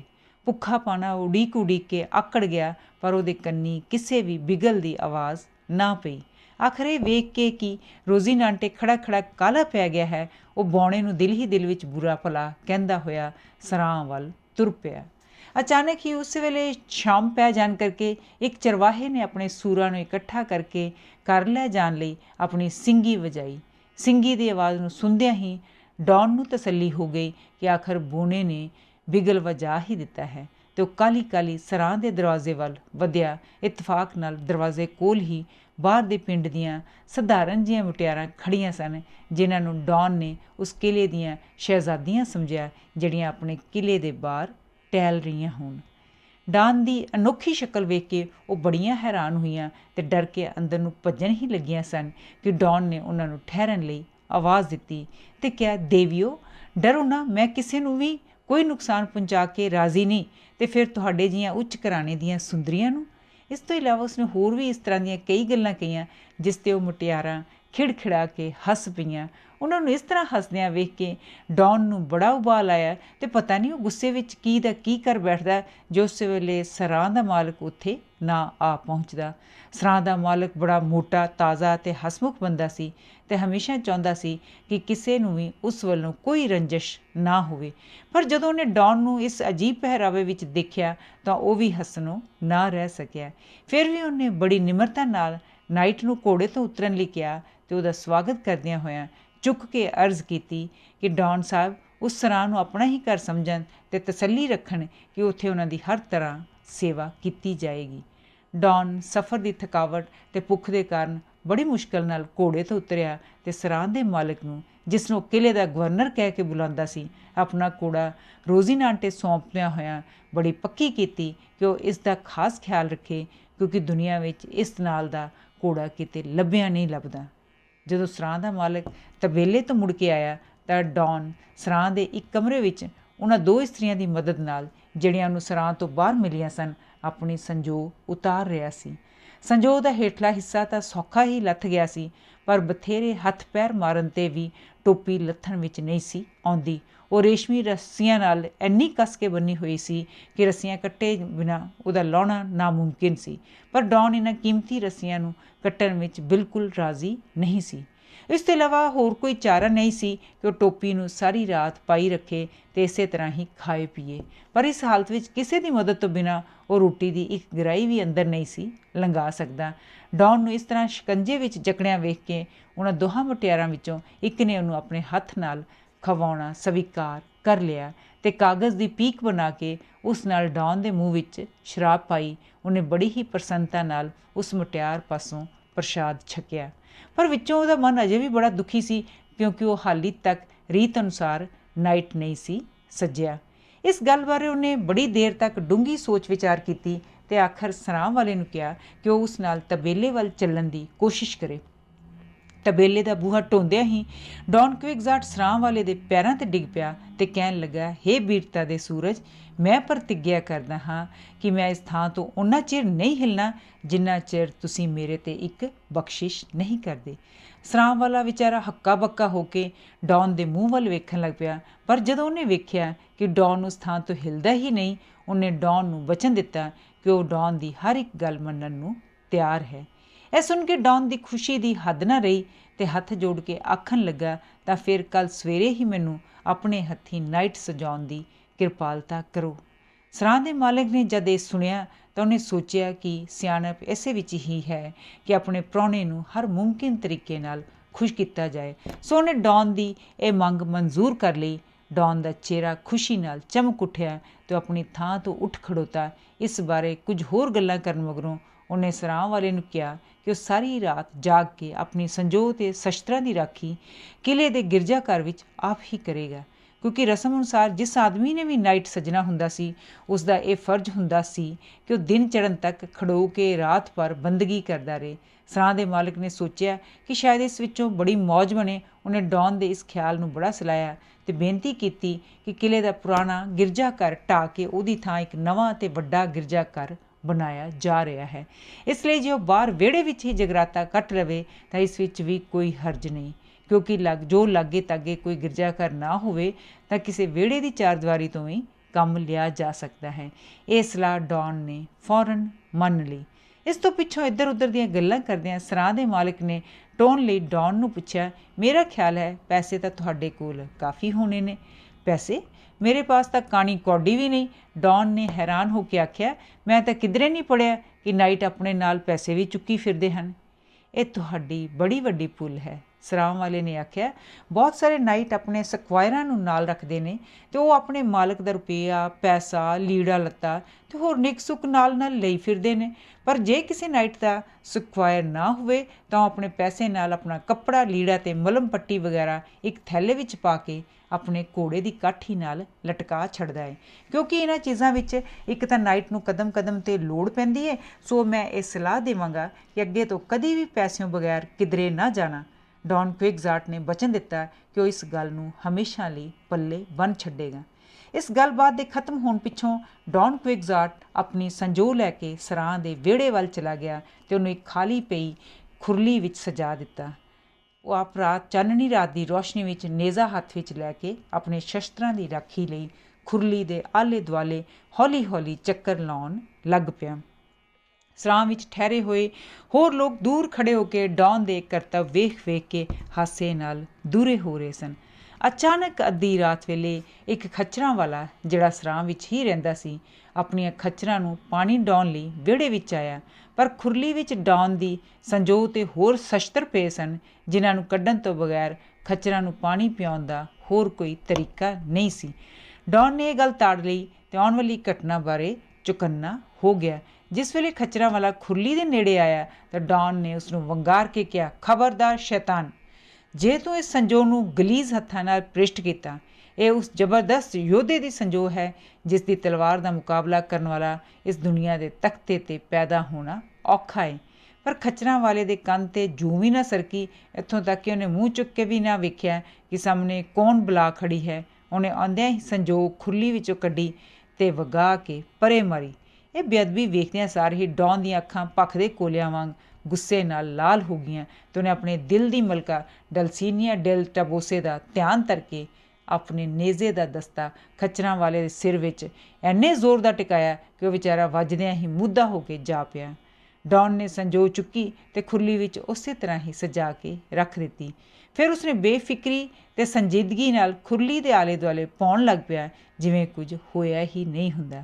ਪਹਿਲਾਂ ਖੱਚਰਾਂ ਵਾਲੇ ਦੇ ਮਗਰੇ ਮਗਰ ਉਹਦਾ ਇੱਕ ਹੋਰ ਸਾਥੀ ਆਪਣੀਆਂ ਖੱਚਰਾਂ ਨੂੰ ਪਾਣੀ ਪਿਆਉਣ ਆ ਗਿਆ। ਇਸ ਵੇਰ ਡੌਨ ਦੇ ਮੂੰਹੋਂ ਕੁਝ ਨਾ ਆਖਣਾ ਚਾਹਿਆ, ਪਰ ਉਹਦੇ ਸਿਰ ਵਿੱਚ ਵੀ ਆਪਣੇ ਨੇਜ਼ੇ ਦੀ ਮੁੱਠ ਇਤਨੇ ਜ਼ੋਰ ਨਾਲ ਟਿਕਾਈ ਕਿ ਉਹ ਪੀੜ ਨਾਲ ਕੁਰਲਾ ਉੱਠਿਆ। ਉਹਦੀਆਂ ਚੰਗਰਾਂ ਸੁਣ ਕੇ ਸਰਾਂ ਦੇ ਸਾਰੇ ਲੋਕ ਬਾਹਰ ਭੱਜੇ ਆਏ। ਉੱਧਰ ਖੱਚਰਾਂ ਵਾਲਿਆਂ ਦੇ ਸਾਥੀ ਡੌਨ 'ਤੇ ਰੋੜਿਆਂ ਦਾ ਮੀਂਹ ਵਰਤਾਉਣ ਲੱਗ ਪਏ, ਪਰ ਡੌਨ ਨੇ ਇਸ ਗੱਲ ਦੀ ਜ਼ਰਾ ਪਰਵਾਹ ਨਾ ਕੀਤੀ ਅਤੇ ਆਪਣੀ ਤਲਵਾਰ ਨੂੰ ਸੂਤ ਕੇ ਦੁਸ਼ਮਣਾਂ ਦੇ ਵਾਰਾਂ ਨੂੰ ਢਾਲ ਨਾਲ ਰੋਕਦਿਆਂ ਹੋਇਆਂ ਉਹਨੇ ਸੂਰਮਿਆਂ ਵਾਂਗ ਲਲਕਾਰ ਕੇ ਕਿਹਾ, ਇੱਕ ਵਾਰੀ ਜ਼ਰਾ ਨੇੜੇ ਤਾਂ ਆਓ ਬੁਜ਼ਦਿਲੋ, ਇਕੱਲੇ ਤੇ ਐਨ ਜਣੇ ਪਏ ਆ ਪਿਓ, ਫਿਰ ਵੀ ਵੇਖਿਓ ਮੈਂ ਤੁਹਾਡੇ ਸਾਰਿਆਂ ਦੇ ਕਿਸ ਤਰ੍ਹਾਂ ਡੱਕਰੇ ਕਰਦਾ ਹਾਂ। ਇਤਨੇ ਨੂੰ ਇਸ ਵਾਰਤਾ ਦਾ ਪਤਾ ਸਰਾਂ ਦੇ ਮਾਲਕ ਨੂੰ ਵੀ ਲੱਗ ਗਿਆ। ਉਹ ਭੱਜਾ ਭੱਜਾ ਆਇਆ ਅਤੇ ਆ ਕੇ ਰੋੜੇ ਮਾਰਨੇ ਬੰਦ ਕਰਵਾਏ ਅਤੇ ਡੌਨ ਦੇ ਗੁੱਸੇ ਨੂੰ ਠੰਡਾ ਕੀਤਾ। ਫਿਰ ਡੌਨ ਨੂੰ ਬੜੀ ਹਲੀਮੀ ਅਤੇ ਧੀਰਜ ਨਾਲ ਸਮਝਾਇਆ ਕਿ ਸੰਜੋਗ ਦੀ ਰਾਖੀ ਕਰਨ ਦੀ ਹੁਣ ਕੋਈ ਲੋੜ ਨਹੀਂ, ਕਿਉਂਕਿ ਹੁਣ ਲੋ ਲੱਗਣ ਵਾਲੀ ਹੈ ਅਤੇ ਛੇਤੀ ਹੀ ਉਹਨੂੰ ਨਾਈਟ ਸਜਾ ਦਿੱਤਾ ਜਾਏਗਾ। ਡੌਨ ਇਹ ਸੁਣ ਕੇ ਬੜਾ ਪ੍ਰਸੰਨ ਹੋਇਆ ਅਤੇ ਬੜੀ ਨਿਮਰਤਾ ਨਾਲ ਕਹਿਣ ਲੱਗਾ, ਇਸ ਕੰਮ ਵਿੱਚ ਹੁਣ ਜ਼ਰਾ ਵੀ ਢਿੱਲ ਨਹੀਂ ਕਰਨੀ ਚਾਹੀਦੀ, ਕਿਉਂਕਿ ਜਿਸ ਤਰ੍ਹਾਂ ਇਸ ਹੇਡ ਦੀ ਹੇਡ ਨੇ ਮੇਰੇ 'ਤੇ ਹੱਲਾ ਬੋਲਿਆ ਸੀ, ਮੈਨੂੰ ਇਹ ਪੱਕਾ ਯਕੀਨ ਹੈ ਕਿ ਜੇ ਕਿਤੇ ਮੈਂ ਨਾਈਟ ਸੱਜਿਆ ਹੁੰਦਾ ਤਾਂ ਵੇਖਦਾ ਕਿ ਇਹ ਸਾਰੇ ਕਿਸ ਤਰ੍ਹਾਂ ਮੇਰੇ ਸਾਹਮਣੇ ਬਾਂਦਰਾਂ ਵਾਂਗ ਭੁੜਕਦੇ। ਸਰਾਂ ਦਾ ਮਾਲਕ ਸੁਣ ਕੇ ਬੜਾ ਘਬਰਾਇਆ ਅਤੇ ਦਿਲ ਵਿੱਚ ਸੋਚਣ ਲੱਗਾ ਕਿ ਕਿਸੇ ਤਰ੍ਹਾਂ ਇਸ ਬਲਾ ਨੂੰ ਗਲੋਂ ਲਾਹਿਆ ਜਾਏ। ਦੌੜਿਆ ਦੌੜਿਆ ਅੰਦਰ ਗਿਆ ਅਤੇ ਨਾਈਟ ਸਜਾਉਣ ਦੀ ਰਸਮ ਲਈ ਜ਼ਰੂਰੀ ਵਸਤਾਂ ਲੈ ਆਇਆ। ਸ਼ਸਤਰ ਵੀ ਇੱਕ ਥਾਂ ਇੱਕ ਪੁਰਾਣੀ ਜਿਹੀ ਵਹੀ ਚੁੱਕ ਲਿਆਇਆ। 2 ਤੀਵੀਆਂ ਦੀ ਥਾਂ ਜਿਨ੍ਹਾਂ ਦਾ ਉਸ ਮੌਕੇ 'ਤੇ ਹੋਣਾ ਜ਼ਰੂਰੀ ਸੀ, ਉਹਨਾਂ 2 ਮੁਟਿਆਰਾਂ ਨੂੰ ਸੱਦ ਲਿਆਇਆ ਜਿਨ੍ਹਾਂ ਦਾ ਜ਼ਿਕਰ ਪਹਿਲੇ ਆ ਚੁੱਕਾ ਹੈ, ਅਤੇ ਮੋਮਬੱਤੀ ਚੁੱਕਣ ਲਈ ਵੀ ਇੱਕ ਆਲੂਆਂ ਜਿਹਾ ਮੁੰਡਾ ਫੜ ਲਿਆਇਆ। ਇਹ ਪ੍ਰਬੰਧ ਕਰਕੇ ਉਹਨੇ ਡੌਨ ਨੂੰ ਕਿਹਾ ਕਿ ਉਹ ਗੋਡਿਆਂ ਭਾਰ ਬੈਠ ਜਾਏ। ਆਪ ਕਿਤਾਬ ਖੋਲ੍ਹ ਕੇ ਕੁਝ ਗੁਣਗੁਣਾਉਣ ਲੱਗ ਪਿਆ, ਜਿਵੇਂ ਕਿ ਉਹ ਮੰਤਰ ਪੜ੍ਹ ਰਿਹਾ ਹੁੰਦਾ ਹੈ। ਅੰਤ ਵਿੱਚ ਉਹਨੇ ਨੰਗੀ ਤਲਵਾਰ ਡੌਨ ਦੀ ਪਿੱਠ 'ਤੇ ਧੌਣ 'ਤੇ ਲਾਈ। ਇਸ ਤੋਂ ਪਿੱਛੋਂ ਇੱਕ ਤੀਵੀ ਨੇ ਉਹ ਤਲਵਾਰ ਨਾਈਟ ਦੇ ਲੱਕ ਨਾਲ ਬੰਨ੍ਹ ਦਿੱਤੀ ਅਤੇ ਦੂਜੀ ਨੇ ਘੋੜੇ ਦੀਆਂ ਰਕਾਬਾਂ ਕੱਸ ਦਿੱਤੀਆਂ। ਇਹ ਰਸਮ ਪੂਰੀ ਹੋਣ 'ਤੇ ਸਾਰਿਆਂ ਨੇ ਡੌਨ ਨੂੰ ਵਧਾਈ ਦਿੱਤੀ। ਇਸ ਸਮੇਂ ਡੌਨ ਦੀ ਖੁਸ਼ੀ ਦਾ ਅੰਦਾਜ਼ਾ ਲਾਉਣਾ ਸੌਖਾ ਨਹੀਂ। ਹੱਸਦਿਆਂ ਹੱਸਦਿਆਂ ਡੌਨ ਨੇ ਸਾਰਿਆਂ ਦਾ ਧੰਨਵਾਦ ਕੀਤਾ ਅਤੇ ਪਲ ਵਿੱਚ ਹੀ ਘੋੜੇ 'ਤੇ ਪਲਾਕੀ ਮਾਰ ਕੇ ਉੱਥੋਂ ਤੁਰਦਾ ਬਣਿਆ। ਉਹਨੂੰ ਜਾਂਦਿਆਂ ਵੇਖ ਕੇ ਸਰਾਂ ਦੇ ਮਾਲਕ ਦਾ ਸਾਹ ਵਿੱਚ ਸਾਹ ਆਇਆ, ਅਤੇ ਭਾਵੇਂ ਉਹਨੂੰ ਬਿੱਲ ਦਾ 1 ਪੈਸਾ ਵੀ ਨਹੀਂ ਸੀ ਹੱਥ ਲੱਗਾ, ਫਿਰ ਵੀ ਉਹਨੇ ਸ਼ੁਕਰ ਕੀਤਾ ਕਿ ਬਲਾ ਗਲੋਂ ਲੱਥੀ। ਕਾਂਡ ਤੀਸਰਾ। ਇਸ ਤਰ੍ਹਾਂ ਡੌਨ ਸਵੇਰ ਦੀ ਹਲਕੀ ਲੋ ਵਿੱਚ ਰੋਜ਼ੀਨਾਂਟੇ ਦੇ ਸਵਾਰ ਆਪਣੀ ਪਿਆਰੀ ਡਲਸੀਨੀਆ ਡਿਲ ਟਬੋਸੋ ਨੂੰ ਦਿਲ ਵਿੱਚ ਯਾਦ ਕਰਦਾ ਹੋਇਆ ਜਾ ਰਿਹਾ ਸੀ ਕਿ ਉਹਨੂੰ ਅਚਾਨਕ ਸਰਾਂ ਵਾਲੇ ਦਾ ਕਿਹਾ ਯਾਦ ਆ ਗਿਆ ਕਿ ਇੱਕ ਨਾਈਟ ਕੋਲ ਕੁਝ ਪੈਸੇ ਅਤੇ ਥੋੜ੍ਹਾ ਜਿਹਾ ਕੱਪੜਾ ਹੋਣਾ ਵੀ ਜ਼ਰੂਰੀ ਹੈ। ਇਸ ਲਈ ਉਹਨੇ ਸੋਚਿਆ ਕਿ ਉਹ ਘਰੋਂ ਹੁੰਦਾ ਜਾਏ ਤਾਂ ਚੰਗਾ ਹੈ। ਸੋ ਉਹਨੇ ਘੋੜੇ ਦਾ ਮੂੰਹ ਘਰ ਵੱਲ ਮੋੜ ਲਿਆ। ਰੋਜ਼ੀਨਾਂਟੇ ਨੇ ਵੀ ਘਰ ਦਾ ਰਾਹ ਪਛਾਣ ਲਿਆ ਅਤੇ ਲੱਗਾ ਹਵਾ ਨਾਲ ਗੱਲਾਂ ਕਰਨ। ਡੌਨ ਹਜੇ ਥੋੜ੍ਹੀ ਹੀ ਦੂਰ ਗਿਆ ਸੀ ਕਿ ਉਹਨੂੰ ਇੰਝ ਲੱਗਾ ਜਿਵੇਂ ਕਿਤੇ ਨੇੜੇ ਹੀ ਝਾੜੀਆਂ ਵਿੱਚੋਂ ਕਿਸੇ ਦੁਖੀਏ ਦੇ ਕੁਰਲਾਉਣ ਦੀ ਆਵਾਜ਼ ਆ ਰਹੀ ਹੁੰਦੀ ਹੈ। ਇਹ ਸੁਣ ਕੇ ਡੌਨ ਦਾ ਚਿਹਰਾ ਖੁਸ਼ੀ ਨਾਲ ਖਿੜ ਗਿਆ ਅਤੇ ਸੋਚਣ ਲੱਗਾ, ਜ਼ਰੂਰ ਇਹ ਕੋਈ ਦੁਖੀਆ ਮਦਦ ਲਈ ਟਾਹਾਂ ਮਾਰ ਰਿਹਾ ਹੈ। ਸ਼ੁਕਰ ਹੈ ਪਰਮਾਤਮਾ ਦਾ, ਜਿਹਨੇ ਨਾਈਟ ਸੱਜਦਿਆਂ ਹੀ ਮੈਨੂੰ ਦੁਖੀਆਂ ਦੇ ਦੁੱਖ ਦੂਰ ਕਰਨ ਦਾ ਇਹ ਅਮੋਲਕ ਮੌਕਾ ਬਖਸ਼ਿਆ ਹੈ। ਛੇਤੀ ਛੇਤੀ ਉਹਨੇ ਰੋਜ਼ੀਨਾਂਟੇ ਦੀਆਂ ਵਾਗਾਂ ਉੱਧਰ ਨੂੰ ਮੋੜ ਲੀਆਂ। ਜਦੋਂ ਉਹ ਨੇੜੇ ਪਹੁੰਚਾ ਤਾਂ ਕੀ ਵੇਖਦਾ ਹੈ ਕਿ ਇੱਕ ਰੁੱਖ ਨਾਲ 15 ਕੁ ਸਾਲਾਂ ਦਾ ਇੱਕ ਮੁੰਡਾ, ਜਿਸ ਦੇ ਤੇੜ ਪਜਾਮੇ ਤੋਂ ਸਿਵਾ ਕੁਝ ਵੀ ਨਹੀਂ, ਮੋਟੀ ਸਾਰੀ ਰੱਸੀ ਨਾਲ ਜਕੜਿਆ ਹੋਇਆ ਹੈ। ਉਹਦੇ ਕੋਲ ਹੀ ਇੱਕ ਜੱਟ ਖੜਾ ਉਹਨੂੰ ਚਾਬਕਾਂ ਨਾਲ ਫੰਡ ਰਿਹਾ ਹੈ। ਨਾਲੇ ਤਾਂ ਠੋਕੀ ਜਾਂਦਾ ਹੈ ਅਤੇ ਨਾਲੇ ਕਹੀ ਜਾਂਦਾ ਹੈ, ਜੇ ਮੈਂ ਤੈਨੂੰ ਬੰਦਾ ਨਾ ਬਣਾ ਕੇ ਛੱਡਿਆ ਤਾਂ ਮੇਰਾ ਨਾਂ ਵਟਾ ਦੇਂ। ਕਿੱਡੀ ਆਖਰ ਆਈ ਏ ਇਸ ਚਵਲ ਨੂੰ। ਮੁੰਡਾ ਵਿਚਾਰਾ ਪੀੜ ਨਾਲ ਝੰਗਰਾ ਮਾਰ ਰਿਹਾ ਸੀ। ਡੌਨ ਨੇ ਰੋਜ਼ੀਨਾਂਟੇ ਨੂੰ ਅੱਡੀ ਲਾਈ ਅਤੇ ਝੱਟ ਉੱਥੇ ਜਾ ਪਹੁੰਚਾ ਅਤੇ ਗੁੱਸੇ ਨਾਲ ਦੰਦ ਪੀਂਦਿਆਂ ਉਹਨੂੰ ਜੱਟ ਨੂੰ ਲਲਕਾਰ ਕੇ ਕਹਿਣ ਲੱਗਾ, ਪਾਪੀਆ, ਹੈ ਕੋਈ ਸ਼ਰਮ, ਕੋਈ ਹਿਆ ਤੇਰੇ ਲਾਗੇ? ਕੀ ਲਿਆ ਇਸ ਮਾਸੂਮ ਬੱਚੇ ਨੇ ਤੇਰਾ, ਜੋ ਇਤਨੀ ਬੇਤਰਸੀ ਨਾਲ ਇਹਨੂੰ ਕੋਹ ਰਿਹਾ ਹੈ? ਜੇ ਹੈ ਹੀ ਕੁਝ ਅਣਖ ਤਾਂ ਕਰ ਲੈ 2 ਹੱਥ। ਇਹ ਸੁਣਦਿਆਂ ਹੀ ਉਸ ਪੇਂਡੂ ਵਿਚਾਰੇ ਦੀ ਖਾਨਿਓ ਗਈ ਅਤੇ ਡਰ ਨਾਲ ਕੰਬਦਾ ਕਹਿਣ ਲੱਗਾ, ਮਹਾਰਾਜ, ਇਹ ਲੜਕਾ ਮੇਰਾ ਨੌਕਰ ਏ। ਇਹਦੀ ਲਾਪਰਵਾਹੀ ਨਾਲ ਮੇਰੀਆਂ ਬਹੁਤ ਸਾਰੀਆਂ ਭੇਡਾਂ ਗੁਆਚ ਗਈਆਂ ਨੇ। ਮੈਂ ਇਹਨੂੰ ਇਹਦੀ ਇਸ ਗਲਤੀ ਦੀ ਸਜ਼ਾ ਦੇ ਰਿਹਾ ਹਾਂ। ਇਹ ਅੱਗੋਂ ਕੈਂਚੀ ਵਾਂਗ ਜ਼ੁਬਾਨ ਚਲਾਈ ਜਾਂਦਾ ਏ ਅਤੇ ਮੈਨੂੰ ਕਹਿੰਦਾ ਹੈ ਆਪਣੀ ਮਜਬੂਰੀ ਨਾਲ ਗਰਜ਼ ਏ, ਭੇਡਾਂ ਨਾਲ ਨਹੀਂ। ਕੀ ਬਕ ਕਰ ਰਿਹਾ ਹੈ? ਡੌਨ ਨੇ ਗਰਜ ਕੇ ਕਿਹਾ, ਜੀ ਕਰਦਾ ਹੁਣੇ ਤੈਨੂੰ ਨੇਜ਼ੇ ਨਾਲ ਵਿੰਨ ਸੁੱਟਾਂ। ਫੌਰਨ ਇਹਦੀਆਂ ਮੁਸ਼ਕਾਂ ਖੋਲ੍ਹ ਦੇ, ਇਸੇ ਵਕਤ ਹੀ ਇਹਦੀ ਰਕਮ ਚੁਕਾ।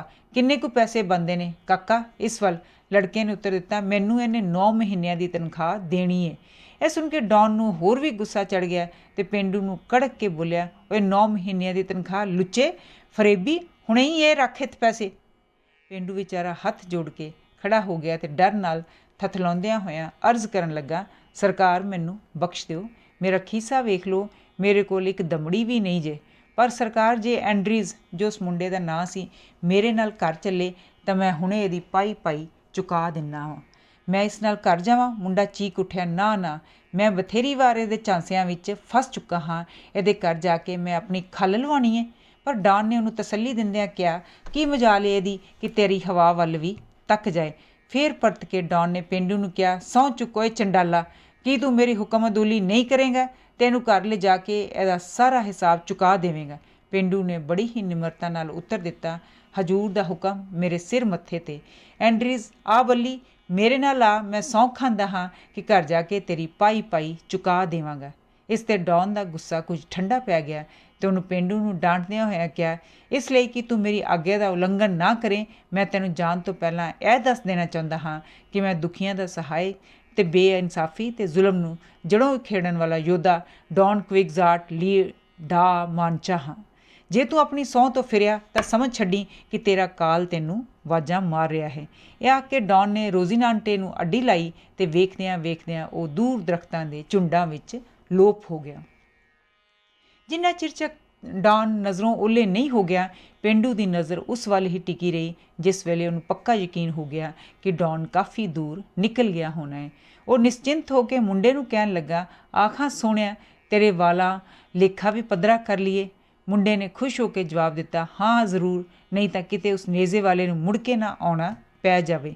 ਪੇਂਡੂ ਨੇ ਕਚੀਚੀਆਂ ਵਰਤਦਿਆਂ ਹੋਇਆ ਕਿਹਾ, ਸ਼ੁਦਾਈਆ, ਮੈਂ ਕਦੇ ਮੁੱਕਰ ਸਕਦਾ? ਤੈਨੂੰ ਸਗੋਂ ਕੁਝ ਵੱਧ ਹੀ ਦਊਂ, ਜ਼ਰਾ ਇੱਧਰ ਤਾਂ ਆ। ਇਹ ਕਹਿ ਕੇ ਉਹਨੇ ਮੁੰਡੇ ਨੂੰ ਗਿੱਚੀਓਂ ਫੜ ਕੇ ਧੂ ਲਿਆ ਅਤੇ ਉਸੇ ਦਰਖਤ ਨਾਲ ਚੰਗੀ ਤਰ੍ਹਾਂ ਜਕੜ ਦਿੱਤਾ ਅਤੇ ਮਾਰ ਮਾਰ ਕੇ ਉਸ ਵਿਚਾਰੇ ਦਾ ਧੂੰ ਕੱਢ ਛੁੱਟਿਆ। ਜਦ ਕੁੱਟ ਕੁੱਟ ਕੇ ਉਹਦੀਆਂ ਬਾਹਾਂ ਰਹਿ ਗਈਆਂ ਤਾਂ ਉਹਨੇ ਮੁੰਡੇ ਨੂੰ ਕਿਹਾ, ਜਾ ਹੁਣ ਸੱਦ ਲਿਆ ਉਸ ਮਾਮੇ ਨੂੰ, ਵੱਡਾ ਜੰਮਿਆ ਹੈ ਤੇਰਾ ਹਮੈਤੀ। ਮੇਰਾ ਜੀਅ ਕਰਦਾ ਤੇਰੀ ਬੂਟੀ ਬੂਟੀ ਕਰ ਸੁੱਟਾਂ, ਕੁੱਤਾ ਕਿਸੇ ਥਾਂ ਦਾ ਨਾ ਹੋਵੇ ਤੇ। ਸੋ ਇਸ ਤਰ੍ਹਾਂ ਮਹਾਬਲੀ ਯੋਧੇ ਡੌਨ ਕੁਇਗਜ਼ਾਟ ਡੀ ਲਾ ਮਾਂਚਾ ਨੇ ਉਸ ਮੁੰਡੇ ਨੂੰ ਜ਼ੁਲਮ ਦੇ ਪੰਜਿਆਂ ਵਿੱਚੋਂ ਛੁਡਾ ਕੇ ਦੁਨੀਆ ਵਿੱਚ ਹੋ ਰਹੇ ਕੋਰ ਅਤਿਆਚਾਰਾਂ ਨੂੰ ਜੜ੍ਹੋਂ ਅਖੀਰਨ ਦੀ ਨੀਂਹ ਰੱਖੀ। ਆਪਣੀ ਕਾਮਯਾਬੀ 'ਤੇ ਬੜਾ ਪ੍ਰਸੰਨ ਚਿੱਤ ਹੋ ਕੇ ਡੌਨ ਕੋਈ 2 ਕੁ ਮੀਲ ਅਗਾਂਹ ਗਿਆ ਹੋਵੇਗਾ ਕਿ ਉਹਨੇ ਆਪਣੇ ਵੱਲ ਆਉਂਦੇ 6 ਘੋੜਸਵਾਰ ਤੱਕੇ, ਜਿਨ੍ਹਾਂ ਨੇ ਸਿਰ 'ਤੇ ਵੱਡੀਆਂ ਵੱਡੀਆਂ ਛਤਰੀਆਂ ਤਾਣੀਆਂ ਹੋਈਆਂ ਸਨ।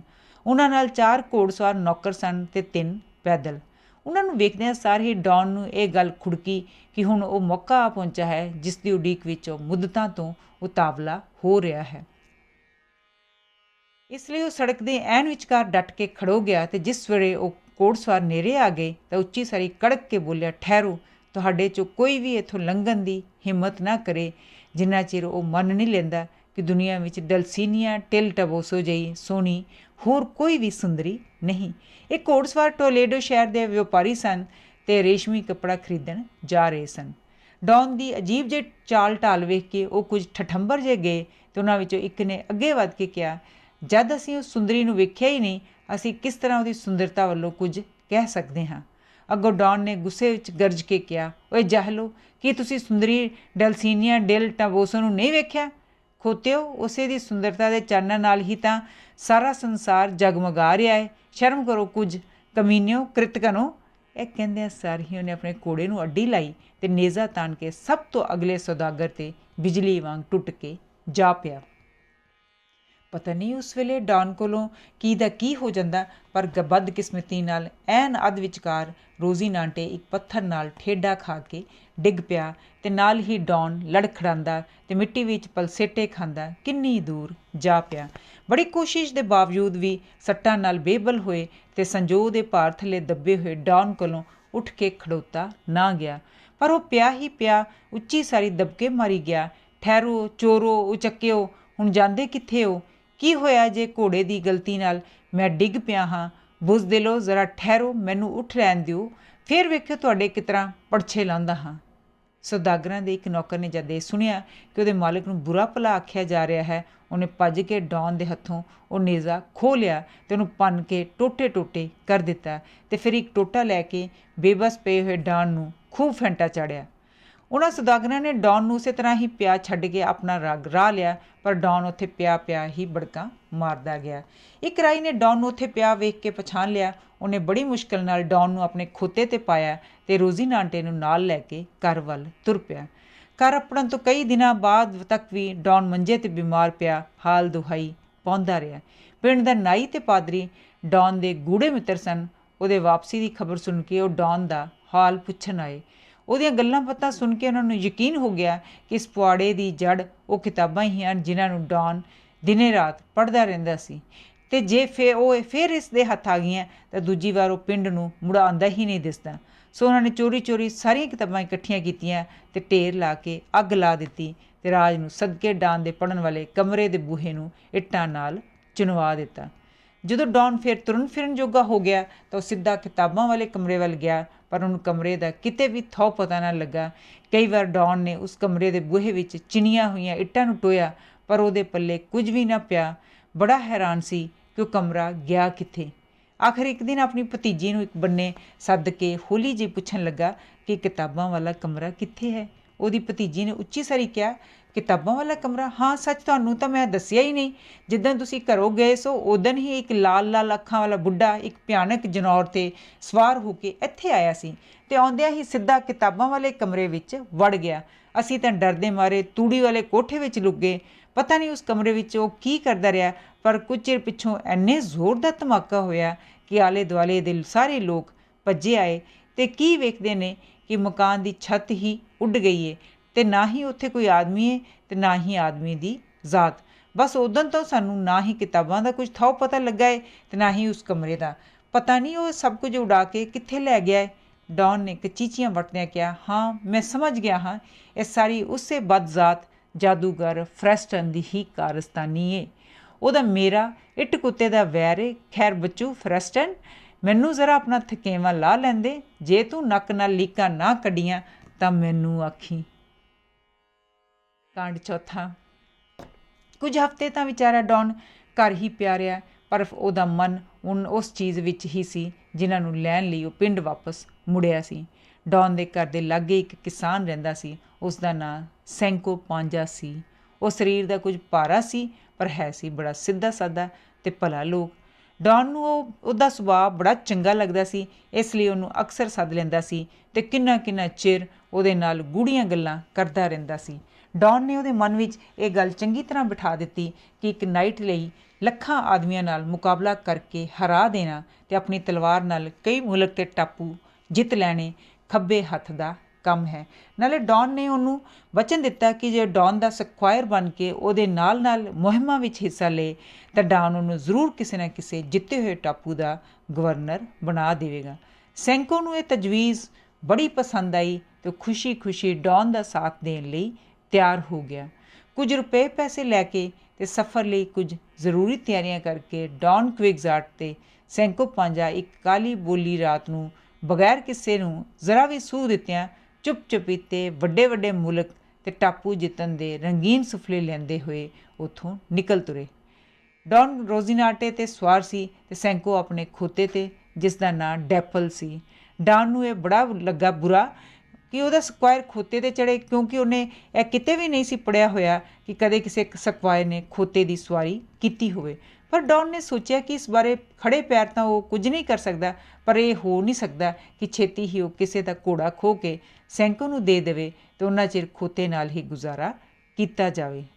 ਜਦੋਂ ਉਹ ਦੋਵੇਂ ਜਣੇ ਸਵੇਰ ਸਾਰ ਖੁਸ਼ੀ ਖੁਸ਼ੀ ਸਵਾਰੀ ਕਰਦੇ ਜਾ ਰਹੇ ਸਨ ਤਾਂ ਸੈਂਕੋ ਨੇ ਨਾਈਟ ਤੋਂ ਜੋ ਗੱਲਾਂ ਪੁੱਛੀਆਂ ਉਹ ਕਿਤੇ ਕਿਤੇ ਉਹਨੂੰ ਉਹਦੇ ਟਾਪੂ ਦਾ ਗਵਰਨਰ ਬਣਾਉਣ 'ਤੇ ਇਕਰਾਰ ਨੂੰ ਭੁੱਲ ਤਾਂ ਨਹੀਂ ਗਿਆ। ਡੌਨ ਨੇ ਉੱਤਰ ਦਿੱਤਾ, ਟਾਪੂ ਤਾਂ ਇੱਕ ਪਾਸੇ ਰਿਹਾ ਸੈਂਕੋ, ਵੱਡੀ ਗੱਲ ਨਹੀਂ। ਜੇ ਰੱਬ ਸਬੱਬੀ ਕੋਈ ਵੱਡਾ ਸਾਰਾ ਦੇਸ਼ ਹੀ ਹੱਥ ਵਿੱਚ ਆ ਜਾਏ, ਬਸ ਫਿਰ ਕੀ ਏ, ਗਵਰਨਰ ਛੱਡ ਕੇ ਭਾਵੇਂ ਤੂੰ ਮਹਾਰਾਜਾ ਹੀ ਬਣ ਜਾਈਂ। ਸੈਂਕੋ ਨੇ ਕਿਹਾ, ਹਾਂ ਉਹਦੀ ਖੇਡ ਨਿਆਰੀ ਏ, ਦੇਣਾ ਚਾਹੇ ਤਾਂ ਛੱਤ ਪਾੜ ਕੇ ਵੀ ਦੇ ਦਿੰਦਾ ਏ। ਪਰ ਇੱਕ ਗੱਲ ਦੱਸੋ, ਜੇ ਮੈਂ ਜਿੱਦਾਂ ਹਜ਼ੂਰ ਨੇ ਫਰਮਾਇਆ ਏ ਮਹਾਰਾਜਾ ਬਣ ਗਿਆ ਤਾਂ ਕੀ ਮੇਰੀ ਵਹੁਟੀ ਵੀ ਮਹਾਰਾਣੀ ਬਣ ਜਾਊ? ਡੌਨ ਨੇ ਕਿਹਾ, ਕਿਉਂ ਨਹੀਂ, ਇਸ ਵਿੱਚ ਸ਼ੱਕ ਵਾਲੀ ਗੱਲ ਹੀ ਕਿਹੜੀ ਏ? ਸੈਂਕੋ ਨੇ ਕਿਹਾ, ਹਜ਼ੂਰ ਮੈਨੂੰ ਤਾਂ ਸ਼ੱਕ ਏ, ਉਹਦੇ ਵਿੱਚ ਤਾਂ ਰਾਣੀਆਂ ਵਾਲੀ ਕੋਈ ਗੱਲ ਹੈ ਹੀ ਨਹੀਂ। ਹਾਂ ਜੇ ਉਹਨੂੰ ਗਵਰਨਰ ਦੀ ਵਹੁਟੀ ਬਣਨਾ ਪਵੇ ਤਾਂ ਸ਼ਾਇਦ ਮਾੜਾ ਮੋਟਾ ਗੁਜ਼ਾਰਾ ਕਰ ਲਊ। ਡੌਨ ਨੇ ਸੈਂਕੋ ਨੂੰ ਸਮਝਾਇਆ, ਇਹੋ ਜਿਹੀਆਂ ਗੱਲਾਂ ਦਾ ਫਿਕਰ ਨਹੀਂ ਕਰੀਦਾ, ਕੀ ਪਤਾ ਹੈ ਰੱਬ ਕਿਹੜਿਆਂ ਰੰਗਾਂ ਵਿੱਚ ਰਾਜ਼ੀ ਏ, ਪਰ ਖਿਆਲ ਰੱਖੀ ਐਵੇਂ ਕਿਤੇ ਲਾਟ ਸਾਹਿਬ ਤੋਂ ਘੱਟ ਉਹਦਾ ਨਾ ਮੰਨ ਲਵੀਂ। ਇਸ ਤਰ੍ਹਾਂ ਗੱਲਾਂ ਕਰਦੇ ਕਰਦੇ ਉਹ ਇੱਕ ਪਹਾੜੀ 'ਤੇ ਅੱਪੜ ਗਏ। ਜਦੋਂ ਉਹਨਾਂ ਹੇਠਾਂ ਮੈਦਾਨ ਵੱਲ ਝਾਤੀ ਮਾਰੀ ਤਾਂ ਡੌਨ ਨੂੰ ਕੁਝ ਦੂਰ 30-40 ਵੱਡੇ ਵੱਡੇ ਪਰਾਂ ਵਾਲੀਆਂ ਹਵਾ ਚੱਕੀਆਂ ਦਿਸੀਆਂ। ਵਾਹ ਵਾਹ, ਨਾਈਟ ਦੇ ਮੂੰਹੋਂ ਬਦੋ ਬਦੀ ਨਿਕਲ ਗਿਆ, ਵੇਖ ਮੇਰੇ ਪਿਆਰੇ ਸੈਂਕੋ, ਸਾਡੀ ਖੁਸ਼ਨਸੀਬੀ ਸਾਨੂੰ ਆਪੇ ਆਵਾਜ਼ਾਂ ਮਾਰੀ ਏ। ਵੇਖ ਕਿੱਡੇ ਦਹੂਸ਼ ਜਿੰਨਾ ਸਾਡਾ ਰਾਹ ਰੋਕੀ ਖੜ੍ਹੇ ਨੇ। ਜਿਨ੍ਹਾਂ ਦਾ ਨਾਂ ਸੁਣ ਕੇ ਸੈਂਕੋ ਦਾ ਰੰਗ ਫੱਕ ਹੋ ਗਿਆ ਅਤੇ ਘਬਰਾ ਕੇ ਬੋਲਿਆ, ਜਿੰਨ? ਕਿਹੜੇ ਜਿੰਨ? ਡੌਨ ਨੇ ਹਵਾ ਚਰੀਆਂ ਵੱਲ ਇਸ਼ਾਰਾ ਕਰਦਿਆਂ ਹੋਇਆ ਕਿਹਾ, ਉਹ ਵੇਖ ਸਾਹਮਣੇ ਲੰਮੀਆਂ ਲੰਮੀਆਂ ਬਾਹਾਂ ਫੈਲਾਈ ਖੜੇ ਨੇ। ਮੈਂ ਪੜ੍ਹਿਆ ਹੋਇਆ ਏ ਕਿ ਇਸੇ ਜਾਤ ਦੇ ਕਈ ਜਿਨ੍ਹਾਂ ਦੀਆਂ 2-2 ਮੀਲ ਲੰਮੀਆਂ ਬਾਹਾਂ ਹੁੰਦੀਆਂ ਨੇ। ਸੈਂਕੋ ਨੇ ਚੱਕੀਆਂ ਵੱਲ ਵੇਖ ਕੇ ਕਿਹਾ, ਜਨਾਬ ਇਹ ਤਾਂ ਹਵਾ ਚੱਕੀਆਂ ਨੇ, ਅਤੇ ਜਿਨ੍ਹਾਂ ਨੂੰ ਹਜ਼ੂਰ ਬਾਹਾਂ ਆਖ ਰਹੇ ਨੇ ਉਹ ਤਾਂ ਇਹਨਾਂ ਚੱਕੀਆਂ ਦੇ ਪਰ ਨੇ। ਰਹਿਣ ਦੇ ਤੂੰ ਵੀ ਊਤ ਦਾ ਊਤ ਹੀ ਏ, ਜ਼ਰਾ ਅੱਖਾਂ ਖੋਲ੍ਹ ਕੇ ਤਾਂ ਵੇਖ। ਇਹਨਾਂ ਸਾਰਿਆਂ ਲਈ ਮੈਂ ਇਕੱਲਾ ਹੀ ਕਾਫੀ ਹਾਂ।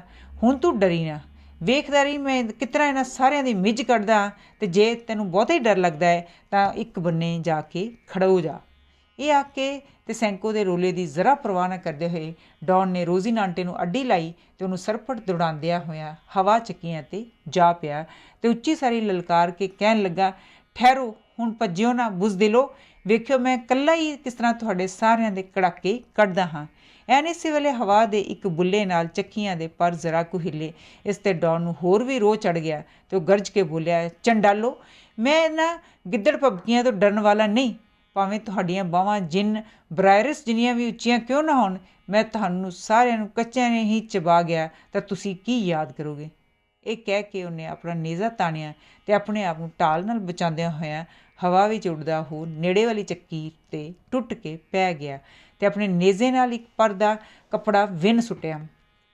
ਪਰ ਬਦਕਿਸਮਤੀ ਨਾਲ ਉਹ ਅਤੇ ਉਹਦਾ ਘੋੜਾ ਬੜੇ ਜ਼ੋਰ ਦੀ ਚੱਕੀ ਨਾਲ ਜਾ ਟਕਰਾਏ। ਰੋਜ਼ੀਨਾਂਟੇ ਰਿੜਦਾ ਇੱਕ ਬੰਨੇ ਜਾ ਪਿਆ ਅਤੇ ਡੌਨ ਪਟਵੰਟਣੀਆਂ ਖਾਂਦਾ ਦੂਜੇ ਬੰਨੇ ਜਾ ਪਿਆ। ਵਿਚਾਰਾ ਸੈਂਕੋ ਦੌੜਦਾ ਹੋਇਆ ਆਇਆ ਡੌਨ ਕੋਲ ਅਤੇ ਵੇਖਿਆ ਕਿ ਡੌਨ ਸੱਟਾਂ ਨਾਲ ਬੇਹਬਲ ਹੋਇਆ ਪਿਆ ਹੈ। ਉਹਨੂੰ ਆਪਣੇ ਮਾਲਕ ਦੀ ਇਹ ਹਾਲਤ ਵੇਖ ਕੇ ਬਹੁਤ ਦੁੱਖ ਹੋਇਆ ਅਤੇ ਉਹ ਕਹਿਣ ਲੱਗਾ, ਰੱਬ ਮਿਹਰ ਕਰੇ ਹਜ਼ੂਰ, ਮੈਂ ਕਿਹਾ ਨਹੀਂ ਸੀ ਕਿ ਜਿੰਨ ਨਹੀਂ ਹਵਾ ਚੱਕੀਆਂ ਨੇ। ਬਕਵਾਸ ਬੰਦ ਕਰ। ਡੌਨ ਨੇ ਤਲਖੀ ਨਾਲ ਉੱਤਰ ਦਿੱਤਾ, ਤੈਨੂੰ ਕੀ ਪਤਾ ਹੈ ਕਿ ਜੰਗ ਕਿਸ ਬਲਾ ਨੂੰ ਕਹਿੰਦੇ ਨੇ। ਜੰਗ ਵਿੱਚ ਇਸੇ ਤਰ੍ਹਾਂ ਹੀ ਹੁੰਦਾ ਹੈ। ਮੈਨੂੰ ਚੰਗੀ ਤਰ੍ਹਾਂ ਪਤਾ ਹੈ ਕਿ ਸਾਰੀ ਉਸ ਕੁੱਤੇ ਜਾਦੂਗਰ ਫਰੈਸਟਨ ਦੀ ਕਾਰਸਤਾਨੀ ਹੈ। ਉਹਦਾ ਇਹ ਮੇਰੇ 'ਤੇ ਦੂਜਾ ਵਾਰ ਏ। ਪਹਿਲਾਂ ਤਾਂ ਉਹਨੇ ਮੇਰੀਆਂ ਕਿਤਾਬਾਂ ਫੂਕ ਸੁੱਟੀਆਂ ਨੇ ਅਤੇ ਹੁਣ ਜਿਨ੍ਹਾਂ ਨੂੰ ਵੇਖਦਿਆਂ ਵੇਖਦਿਆਂ ਹਵਾ ਚੱਕੀਆਂ ਵਿੱਚ ਬਦਲ ਦਿੱਤਾ ਹੈ ਤਾਂ ਕਿ ਜਿੱਤ ਦਾ ਸਿਹਰਾ ਕਿਤੇ ਮੇਰੇ ਗੱਲ ਨਾ ਪੈ ਸਕੇ। ਅੱਛਾ ਖੈਰ, ਮੈਂ ਵੀ ਉਹਨੂੰ ਆਦਮੀ ਬਣਾ ਕੇ ਨਾ ਛੱਡਿਆ ਤਾਂ ਮੇਰਾ ਨਾਂ ਡੌਨ ਕੁਇਗਜ਼ਾਰਟ ਨਹੀਂ। ਰੱਬ ਦੀ ਹਮੇਸ਼ਾ ਤੁਹਾਨੂੰ ਚੜ੍ਹਦੀਆਂ ਕਲਾ ਵਿੱਚ ਰੱਖੇ। ਸੈਂਕੋ ਨੇ ਉਹਦਾ ਕੱਟਾ ਝਾੜਦਿਆਂ ਹੋਇਆ ਕਿਹਾ ਅਤੇ ਬੜੀ ਮੁਸ਼ਕਲ ਨਾਲ ਨਾਈਟ ਨੂੰ ਬਾਹੋਂ ਫੜ ਕੇ ਉਠਾਇਆ ਅਤੇ ਰੋਜ਼ੀਨਾਂਟੇ 'ਤੇ ਚੜ੍ਹਾ ਦਿੱਤਾ। ਜਦੋਂ ਉਹ ਇਸ ਹਾਲਤ ਵਿੱਚ ਤੁਰੇ ਜਾ ਰਹੇ ਸਨ ਤਾਂ ਡੌਨ ਅੰਦਰੋਂ ਬੜਾ ਉਦਾਸ ਸੀ, ਕਿਉਂਕਿ ਉਹਦਾ ਨੇਜ਼ਾ ਹਵਾ ਚੱਕੀਆਂ ਨਾਲ ਜੱਫਾ ਲੈਂਦਿਆਂ ਬਿਲਕੁਲ ਟੁੱਟ ਗਿਆ ਸੀ।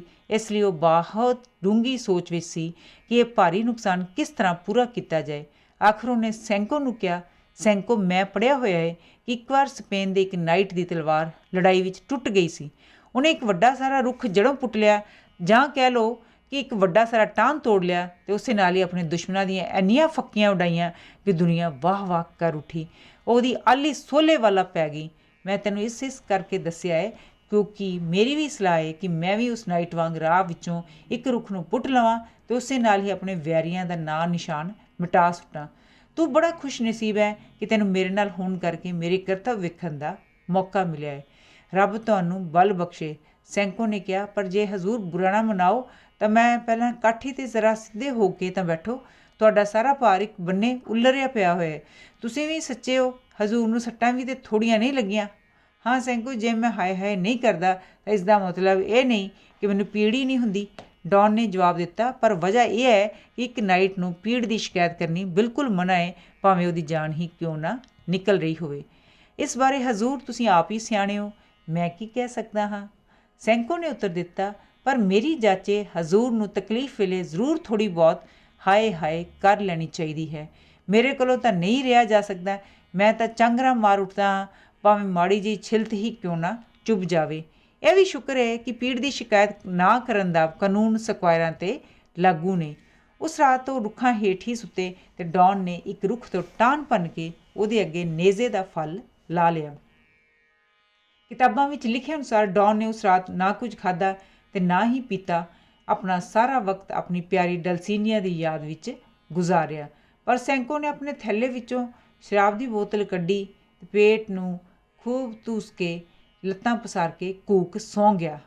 ਅਗਲੇ ਦਿਨ ਜਦ ਦੋਵੇਂ ਜਣੇ ਡੌਨ ਆਪਣੇ ਘੋੜੇ ਦੀ ਰੋਜ਼ੀਨਾਂਟੇ, ਸੈਂਕੋ ਆਪਣੇ ਖੋਤੇ 'ਤੇ ਡੈਪਲ 'ਤੇ ਜਾ ਰਹੇ ਸਨ ਤਾਂ ਉਹ ਲੈਪਿਸ ਦੇ ਇੱਕ ਦਰੇ ਕੋਲ ਪਹੁੰਚੇ। ਇਹ ਉਹ ਥਾਂ ਹੈ, ਸੈਂਕੋ, ਡੌਨ ਨੇ ਇਸ਼ਾਰਾ ਕਰਦਿਆਂ ਕਿਹਾ, ਜਿੱਥੋਂ ਅੱਗੇ ਮਾਰਕੇ ਦੀ ਮਾਰਕੇ ਮਿਲਣੇ ਸ਼ੁਰੂ ਹੋ ਜਾਣੇ ਨੇ। ਹੁਣ ਬਸ ਇਹ ਸਮਝ ਲੈ ਕਿ ਮਾਰਕਿਆਂ ਦਾ ਸਮੁੰਦਰ ਠਾਠਾਂ ਮਾਰ ਰਿਹਾ ਹੈ। पर यह गल कंन खोल के सुन लै कि लड़ाई करदियां भावें मैं किड्डी भी मुसीबत विच क्यों ना फसिया होवां, तू मेरी मदद लई उंगल तक नहीं चुकनी, क्योंकि वीरता की मर्यादा अनुसार सिर्फ एक नाइट ही दूजे नाइट ते वार कर सकता है। इस काम विच ਸਕਵਾਇਰ ਦਾ कोई हक नहीं कि वह खां मुखाए टंग अड़ान।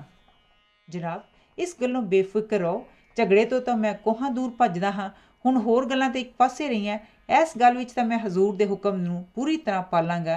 पर गल यह है कि जे किसी ने मेरे ते पहलां वार किया, भावें वह नाइट होवे जां नाइट दा प्यो, वह भी मेरे हत्थों सुख पचा के नहीं जाएगा।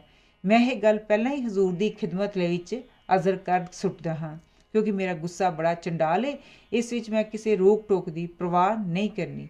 नहीं नहीं, इस गल्लों तैनूं खुली छिट्टी है, डॉन ने हसदियां कहा। बस ख्याल सिर्फ ये ना रखी कि किसी भी हालत विच तू मेरी मदद नहीं करनी। हरगिज़ नहीं जनाब, सैंको ने आख्या। ये पत्थर ते लीक समझो। कांड 5वां। डॉन ते सैंको ने बेशुमार मारके मारे। पहले मारके विच डॉन की बिस्के नाल दे एक योधे नाल झड़प हुई, जिहड़ा बुरी तरह लहू लुहान होके डिग पिया। पर डॉन भी सुक्का ना बच सकिया तो उसकी संजोग की टोपी एक पासों बुरी तरह टुट गई तो विरोधी की तलवार नाल एक कन्न भी अद्धा कट्टिया गया। टोपी टुटन करके डॉन नूं बड़ा ही दुख होया तो उन्हें प्रण किया कि जिन्ना चिर वो किसी नाइट कोलों लड़ के ओडी ही शानदार टोपी खो नहीं लैंदा, वो मान नूं मूँह नहीं करेगा। एक दिन जदों दोवें एक पिंड विच सवारी करते जा रहे सन, डॉन अब्बड़वाए रुक गया तो दूर किसी चीज़ वाल गौर नाल वेखण लग पिया। नीज ला के वेखदियां डॉन ने कहा, सैंको, कि तैनूं सामने एक नाइट चितकबरे घोड़े ते सवार ते सोने की टोपी पाई आउंदा दिस रहा है? सैंको ने उत्तर दिता, जनाब, घोड़सवार तो नहीं, पर एक आदमी मेरे वर्गे खोते ते चढ़िया जरूर नज़र आ रहा है। हाँ, उसदे सिर ते कोई लिश्क दी चीज़ भी है। यूँ लगता है कि तेरी नज़र विच सब कुछ फर्क है। अन्ने नूं भी दिसदा है कि यह संजोग की टोपी है। डर ने शायद तेरियां अखां ते पर्दा पा दिता है। डॉन ने बड़े ध्यान नाल वेखदियां कहा, हुण तूं जरा पासे हो जा ते मैं इहदे नाल दो हत्थ कर लैण दे, वेखी मैं इस सोने की टोपी नूं किवें काबू करदा हाँ। पहले वक्तां विच जद कोई बीमार हो जांदा सी तां हकीम लोक उहदी फसद खोल दिंदे सन ते लहू वग जाण नाल बुखार दा जोर घट जांदा सी। पर उन्हां दिनां विच हकीम बड़े टावें हुंदे सन, इसलिए फसद खोलण लई काम नाई भी कर लैंदे सन ते लहू नूं एक पित्तल दी चिरमची नाल इकट्ठा कर लैंदे सन। आम तौर ते चिरमची एक पासों गोल कट्टी हुंदी सी तां कि शरीर नाल चंगी तरह लाई जा सके ते ਇਹ लहू इधर उधर वग के कपड़िਆਂ ਨੂੰ ना लबेड़े। पर डॉन जिस आदमी ਨੂੰ ਇੱਕ ਨਾਈਟ ਨਾਲ ਖਿਆਲ ਕਰਦਾ ਸੀ ਤੇ ਸਮਝਦਾ ਸੀ ਕਿ ਉਹਨੇ ਸੋਨੇ ਦੀ ਟੋਪੀ ਪਾਈ ਹੋਈ ਹੈ, ਅਸਲ ਵਿੱਚ ਉਹ ਇੱਕ ਨਾਈ ਸੀ ਤੇ ਆਪਣੇ ਇਹ ਖੋਤੇ ਤੇ ਕਿਸੇ ਮਰੀਜ਼ ਦੇ ਲਈ ਫਸਦ ਖੋਲਣ ਜਾ ਰਿਹਾ ਸੀ। ਬੂੰਦਾਬਾਂਦੀ ਹੋਣ ਕਰਕੇ ਉਹਨੇ ਚਿਰਮਚੀ ਮੂੰਹ ਤੇ ਮੌਦੀ ਵਾਰੀ ਹੋਈ ਸੀ ਤਾਂ ਕਿ ਉਹਦੀ ਨਵੀਂ ਟੋਪੀ ਭਿੱਜ ਕੇ ਖਰਾਬ ਨਾ ਹੋ ਜਾਏ। ਇਸ ਸੁਨਹਿਰੀ ਮੌਕੇ ਨੂੰ ਵੇਖ ਕੇ ਡੌਨ ਕਾਲੀ ਕਾਲੀ ਆਪਣੇ ਨੇਜ਼ੇ ਨੂੰ ਤਾਣਦਾ ਤੇ ਰੋਜ਼ੀਨਾਂਟੇ ਨੂੰ ਸਰਪਟ ਦਰਾਉਂਦਾ ਹੋਇਆ ਉਸ ਵੱਲ ਵਧਿਆ ਤੇ ਕੜਕ ਕੇ ਬੋਲਿਆ, ਹੋ ਜਾ ਤਕੜਾ ਚਰਖਿਆ। ਨਾਈ ਵਿਚਾਰੇ ਨੇ ਜਦ ਆਪਣੇ ਤੇ ਇਸ ਭਿਆਨਕ ਹੱਲੇ ਨੂੰ ਹੁੰਦੇ ਵੇਖਿਆ, ਉਹਦੇ ਨੂੰ ਹੱਥਾਂ ਪੈਰਾਂ ਦੀ ਪੈ ਗਈ ਤੇ ਆਪਣੀ ਜਾਨ ਬਚਾਉਣ ਲਈ ਛੇਤੀ ਨਾਲ ਖੋਤੇ ਤੋਂ ਛਾਲ ਮਾਰ ਕੇ ਨੱਠ ਉੱਠਾ। ਵਿਚਾਰੇ ਦਾ ਖੋਤਾ ਵੀ ਉੱਥੇ ਹੀ ਰਹਿ ਗਿਆ ਤੇ ਚਿਰਮਚੀ ਵੀ ਦੌੜਨ ਲੱਗਿਆ, ਜਾ ਥੱਲੇ ਪਈ। ਸਟੈਨ ਨੇ ਸੈਂਕੋ ਨੂੰ ਹੁਕਮ ਦਿੰਦਾ ਕਿ ਉਹਦੀ ਉਹ ਟੋਪੀ ਚੁੱਕ ਲਿਆਵੇ। ਜਨਾਬ, ਸੈਂਕੋ ਨੇ ਡੌਨ ਨੂੰ ਚਿਰਮਚੀ ਫੜਾਉਂਦਿਆਂ ਕਿਹਾ, ਬਹੁਤ ਹੀ ਵਧੀਆ ਚਿਰਮਚੀ ਹੈ। ਡੌਨ ਨੇ ਚਿਰਮਚੀ ਨੂੰ ਫੜਦਿਆਂ ਹੀ ਹੀਰਿਆਂ ਨਾਲ ਜੜੇ ਤਾਜ ਵਾਂਗ ਸਿਰ 'ਤੇ ਰੱਖ ਲਈ ਤੇ ਕਹਿਣ ਲੱਗਾ, ਇਹ ਬੜੀ ਮਸ਼ਹੂਰ ਟੋਪੀ ਹੈ। ਇਹ ਇੱਕ ਵੱਡੇ ਸਾਰੇ ਸਿਰ ਦੀ ਬਣਾਈ ਗਈ ਸੀ, ਪਰ ਮਾੜੀ ਗੱਲ ਇਹ ਹੈ ਕਿ ਇਹਦਾ ਅੱਧਾ ਹਿੱਸਾ ਹੀ ਨਾਲ ਨਹੀਂ। ਡੌਨ ਦੀ ਇਹ ਗੱਲ ਸੁਣ ਕੇ ਸੈਂਕੋ ਦਾ ਬਦੋ-ਬਦੀ ਹਾਸਾ ਨਿਕਲ ਗਿਆ। ਇਹ ਵੇਖ ਕੇ ਡੌਨ ਨੇ ਜ਼ਰਾ ਖਿੱਝ ਕੇ ਸੈਂਕੋ ਨੂੰ ਪੁੱਛਿਆ, ਤੂੰ ਦੰਦੀਆਂ ਕੀ ਕੱਢ ਰਿਹਾ ਹੈ? ਹਜੂਰ, ਸੈਂਕੋ ਨੇ ਹਾਸੇ ਨੂੰ ਰੋਕਦਿਆਂ ਕਿਹਾ, ਇਹ ਤਾਂ ਨਾਈ ਦੀ ਚਿਰਮਚੀ ਹੈ ਤੇ ਜਨਾਬ ਇਹਨੂੰ ਸੰਜੋਗ ਦੀ ਟੋਪੀ ਫਰਮਾ ਰਹੇ ਨੇ। ਤੂੰ ਡੰਗਰ ਦਾ ਡੰਗਰ ਹੀ ਰਿਓ। ਜਾਨ ਡੌਨ ਨੇ ਗਰਮ ਹੋ ਕੇ ਕਿਹਾ ਕਿ ਜਿਹੜੀ ਵੀ ਚੀਜ਼ ਗੋਲ ਸ਼ਕਲ ਦੀ ਹੋਏ ਉਹ ਚਿਰਮਚੀ ਬਣ ਜਾਂਦੀ ਹੈ। ਇਹ ਖਾਲਸ ਸੋਨੇ ਦੀ ਟੋਪੀ ਹੈ ਤੇ ਕਿਸੇ ਕੰਗਾਲ ਦੇ ਹੱਥ ਲੱਗ ਗਈ ਜਾਪਦੀ ਹੈ। ਉਸ ਕੰਬਖਤ ਨੇ ਥੋੜ੍ਹਿਆਂ ਜਿਹੇ ਪੈਸਿਆਂ ਦੀ ਖਾਤਰ ਇਹਦਾ ਪਾਸਾ ਟਾਲ ਕੇ ਇਹਨੂੰ ਬੱਝ ਲਾ ਦਿੱਤੀ ਹੈ। ਅਗਲੇ ਪਿੰਡ ਪਹੁੰਚਦਿਆਂ ਹੀ ਮੈਂ ਇਹਨੂੰ ਆਪਣੇ ਸਿਰ 'ਤੇ ਫਿੱਟ ਕਰ ਲਵਾਂਗਾ। ਉਹਨਾਂ ਚਿਰ ਇੱਦਾਂ ਹੀ ਪਾਉਣ ਵਿੱਚ ਕੋਈ ਹਰਜ਼ ਨਹੀਂ। ਇਸੇ ਤਰ੍ਹਾਂ ਇੱਕ ਦਿਨ ਉਹ ਇੱਧਰ ਉੱਧਰ ਦੀਆਂ ਗੱਪਾਂ ਮਾਰਦੇ ਆਪਣੀ ਮੌਜ ਵਿੱਚ ਰੋਜ਼ੀਨਾਂਟੇ ਤੇ ਡੈਪਲ 'ਤੇ ਚੜ੍ਹੇ ਜਾ ਰਹੇ ਸਨ ਕਿ ਡੌਨ ਨੇ ਅਚਾਨਕ ਕੁਝ ਦੂਰ ਬੜੀ ਧੂੜ ਉੱਡਦੀ ਵੇਖੀ। ਸੈਂਕੋ, ਵੇਖ ਸਾਹਮਣੇ ਇੱਕ ਹੋਰ ਨਜ਼ਾਰਾ। ਡੌਨ ਨੇ ਧੂੜ ਵੱਲ ਇਸ਼ਾਰਾ ਕਰਦਿਆਂ ਕਿਹਾ, ਇਹ ਜਿਹੜੀ ਧੂੜ ਉੱਡਦੀ ਦਿਸ ਰਹੀ ਹੈ, ਇਹ ਸਾਡੇ ਵੱਲ ਵੱਧਦੀ ਆ ਰਹੀ ਇੱਕ ਬੜੀ ਭਾਰੀ ਫੌਜ ਕਰਕੇ ਹੈ। ਜਨਾਬ, ਸੈਂਕੋ ਨੇ ਉੱਤਰ ਦਿੱਤਾ, ਇੱਕ ਨਹੀਂ, ਇਹ ਜ਼ਰੂਰ 2 ਫੌਜਾਂ ਹੋਣਗੀਆਂ। ਉੱਧਰ ਵੇਖੋ, ਇਸੇ ਤਰ੍ਹਾਂ ਹੀ ਹੋਰ ਖੇ ਉਡਾਈ ਜਾ ਰਹੀ ਜੇ। ਡੌਨ ਨੇ ਉੱਧਰ ਵੇਖਿਆ ਅਤੇ ਇਹ ਸੋਚ ਕੇ ਉਹਦੀਆਂ ਬਾਛਾਂ ਖਿੜ ਗਈਆਂ ਕਿ ਹੁਣੇ ਹੀ 2 ਫੌਜਾਂ ਦਾ ਬੜਾ ਭਿਆਨਕ ਟੱਕਰਾ ਹੋਣ ਵਾਲਾ ਹੈ ਅਤੇ ਉਹਨੂੰ ਵੀ ਆਪਣੇ ਜ਼ੋਰ ਵਿਖਾਉਣ ਦਾ ਬੇਨਜ਼ੀਰ ਮੌਕਾ ਮਿਲੇਗਾ। ਹਜ਼ੂਰ, ਕੀ ਸਲਾਹ ਜੇ ਹੁਣ? ਸੈਂਕੋ ਨੇ ਸਹਿਮ ਕੇ ਪੁੱਛਿਆ। ਸਲਾਹ? ਡਾਨ ਨੇ ਦਬਦਬੇ ਨਾਲ ਉੱਤਰ ਦਿੱਤਾ, ਜਿਹੜਾ ਲਿੱਸਾ ਏ ਉਹਦੀ ਮਦਦ ਕਰੀਏ, ਹੋਰ ਕੀ। ਉਹ ਵੇਖ ਸੁਨਹਿਰੀ ਸੰਜੋਗ ਵਾਲੇ ਯੋਧੇ ਨੂੰ, ਜਿਸ ਦੀ ਢਾਲ 'ਤੇ ਇੱਕ ਸੋਹਣੀ ਮੁਟਿਆਰ ਦੀ ਤਸਵੀਰ ਬਣੀ ਹੋਈ ਹੈ ਅਤੇ ਜਿਸ ਦੇ ਪੈਰਾਂ ਵਿੱਚ ਬੱਬਰ ਸ਼ੇਰ ਬੈਠਾ ਹੋਇਆ ਹੈ। ਇਹ ਬੜਾ ਹੀ ਬਹਾਦਰ ਯੋਧਾ ਲਾਰਕੇਸਕੋ ਏ। ਉਹ ਦੂਜਾ ਉਹਦੇ ਸੱਜੇ ਪਾਸੇ ਜਿਨ ਬ੍ਰੈਂਡਾ ਬਾਰਬਰੈਨ ਏ। ਇਸ ਤਰ੍ਹਾਂ ਡੌਨ ਨੇ ਵੇਖਦਿਆਂ ਵੇਖਦਿਆਂ ਹੀ ਕਈ ਯੋਧਿਆਂ ਦੇ ਨਾਂ ਗਿਣ ਛੱਡੇ, ਜਿਨ੍ਹਾਂ ਨੂੰ ਉਹ ਆਪਣੇ ਕਹੇ ਅਨੁਸਾਰ ਸਾਕਸ਼ਾਤ ਸਾਹਮਣੇ ਵੇਖ ਰਿਹਾ ਸੀ। ਸੈਂਕੋ ਵਿਚਾਰਾ ਹੈਰਾਨੀ ਵਿੱਚ ਮੂੰਹ ਟੱਡੀ ਚੁੱਪਚਾਪ ਖੜਾ ਸੁਣਦਾ ਰਿਹਾ।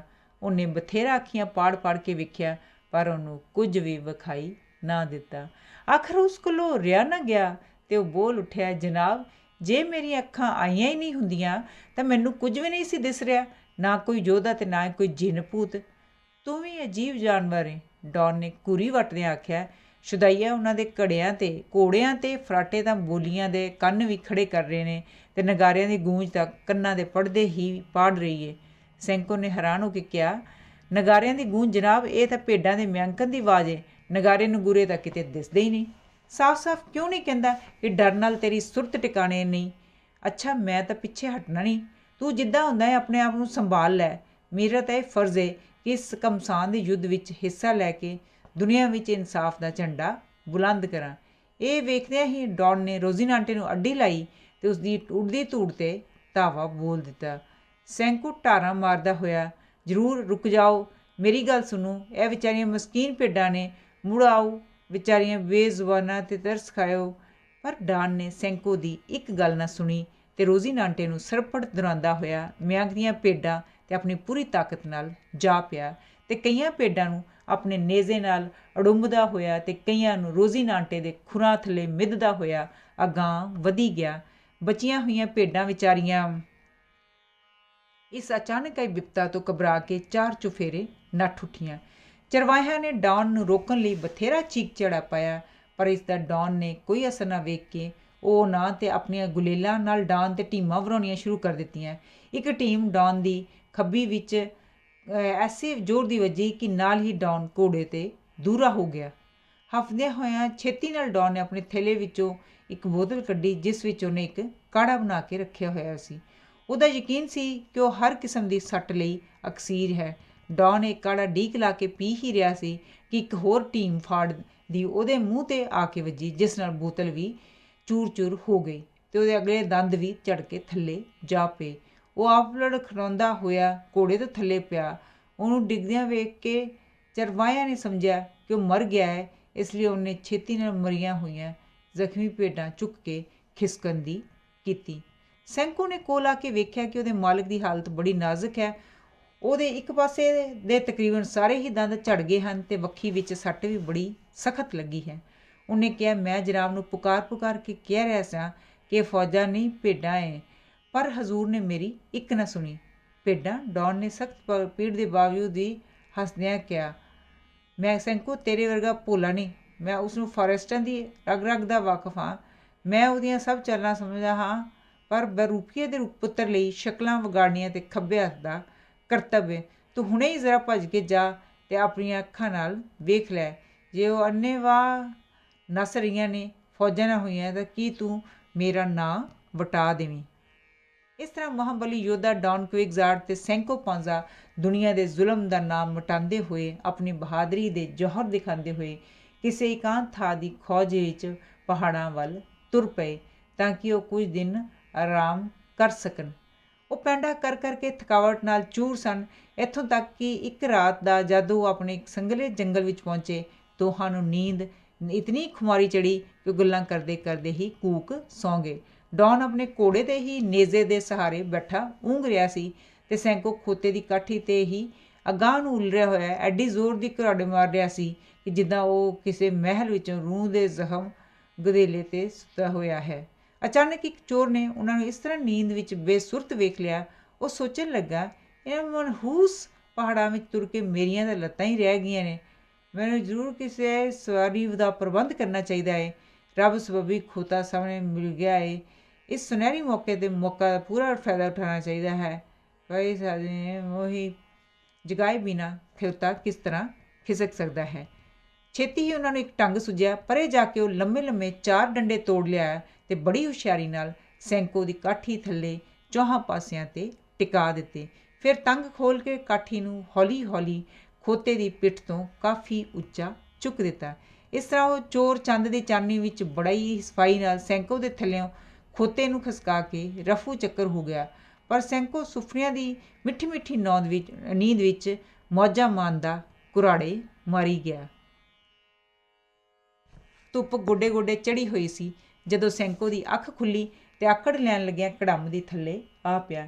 ਹੈਰਾਨ ਹੋ ਕੇ ਅੱਬੜਵਾਏ ਉੱਠ ਖਲੋਤਾ ਅਤੇ ਘਬਰਾਹਟ ਵਿੱਚ ਉਹਨੂੰ ਕੁਝ ਨਾ ਸਮਝ ਆਇਆ ਕਿ ਗੱਲ ਕੀ ਹੈ। ਪਰ ਜਦ ਉਹਨੇ ਆਲੇ ਦੁਆਲੇ ਵੇਖਿਆ ਤਾਂ ਪਤਾ ਲੱਗਾ ਕਿ ਉਹਦਾ ਤਾਂ ਖੋਤਾ ਹੀ ਗੁੰਮ ਹੈ।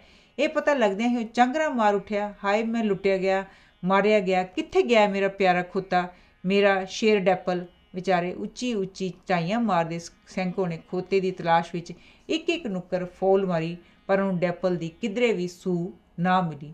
ਸੈਂਕੋ ਦੀ ਇਸ ਬਦਕਿਸਮਤੀ 'ਤੇ ਡੌਨ ਨੇ ਬੜਾ ਅਫਸੋਸ ਪ੍ਰਗਟ ਕੀਤਾ ਅਤੇ ਸੈਂਕੋ ਨੂੰ ਯਕੀਨ ਦਿਵਾਇਆ ਕਿ ਛੇਤੀ ਹੀ ਉਸਨੂੰ ਉਹ ਲਈ ਸਵਾਰੀ ਦਾ ਕੋਈ ਨਾ ਕੋਈ ਇੰਤਜ਼ਾਮ ਕਰ ਦੇਵੇਗਾ। ਇੱਕ ਦਿਨ ਜਦ ਸੈਂਕੋ ਅਤੇ ਡੌਨ ਸੜਕ ਦੇ ਨਾਲ ਨਾਲ ਤੁਰੇ ਜਾਂਦੇ ਸਨ, ਉਹਨਾਂ ਦੇ ਕੋਲੋਂ ਦੀ ਖੋਤੇ 'ਤੇ ਸਵਾਰ ਇੱਕ ਆਦਮੀ ਲੰਘਿਆ। ਸੈਂਕੋ ਨੇ ਵੇਖਦਿਆਂ ਹੀ ਵੇਖਦਿਆਂ ਆਪਣਾ ਖੋਤਾ ਪਛਾਣ ਲਿਆ ਅਤੇ ਭੱਜ ਕੇ ਉਹਨੂੰ ਜੱਫੀ ਪਾ ਲਈ ਅਤੇ ਸੈਂਕੋ ਦੀਆਂ ਅੱਖਾਂ ਪਿਆਰ ਨਾਲ ਭਰ ਆਈਆਂ। ਇਸ 'ਤੇ ਉਹ ਆਦਮੀ ਸਿਰ 'ਤੇ ਪੈਰ ਰੱਖ ਕੇ ਨੱਸ ਉੱਠਿਆ ਅਤੇ ਵੇਖਦਿਆਂ ਹੀ ਵੇਖਦਿਆਂ ਨਜ਼ਰੋਂ ਓਹਲੇ ਹੋ ਗਿਆ। ਸੈਂਕੋ ਦੀ ਖੁਸ਼ੀ ਦੀ ਕੋਈ ਹੱਦ ਨਹੀਂ ਸੀ ਅਤੇ ਬਾਰ-ਬਾਰ ਉਹ ਆਪਣੇ ਖੋਤੇ ਦਾ ਮੂੰਹ ਚੁੰਮਦਾ ਸੀ ਅਤੇ ਕਹਿੰਦਾ ਸੀ, ਮੇਰੀਆਂ ਅੱਖਾਂ ਦੇ ਚਾਨਣ, ਮੇਰੇ ਪਿਆਰੇ ਡੈਪਲ, ਕਿੱਥੇ ਰਿਹਾ ਹੈ ਇੰਨੇ ਦਿਨ, ਮੇਰੀਆਂ ਨਜ਼ਰਾਂ ਤੋਂ ਓਹਲੇ।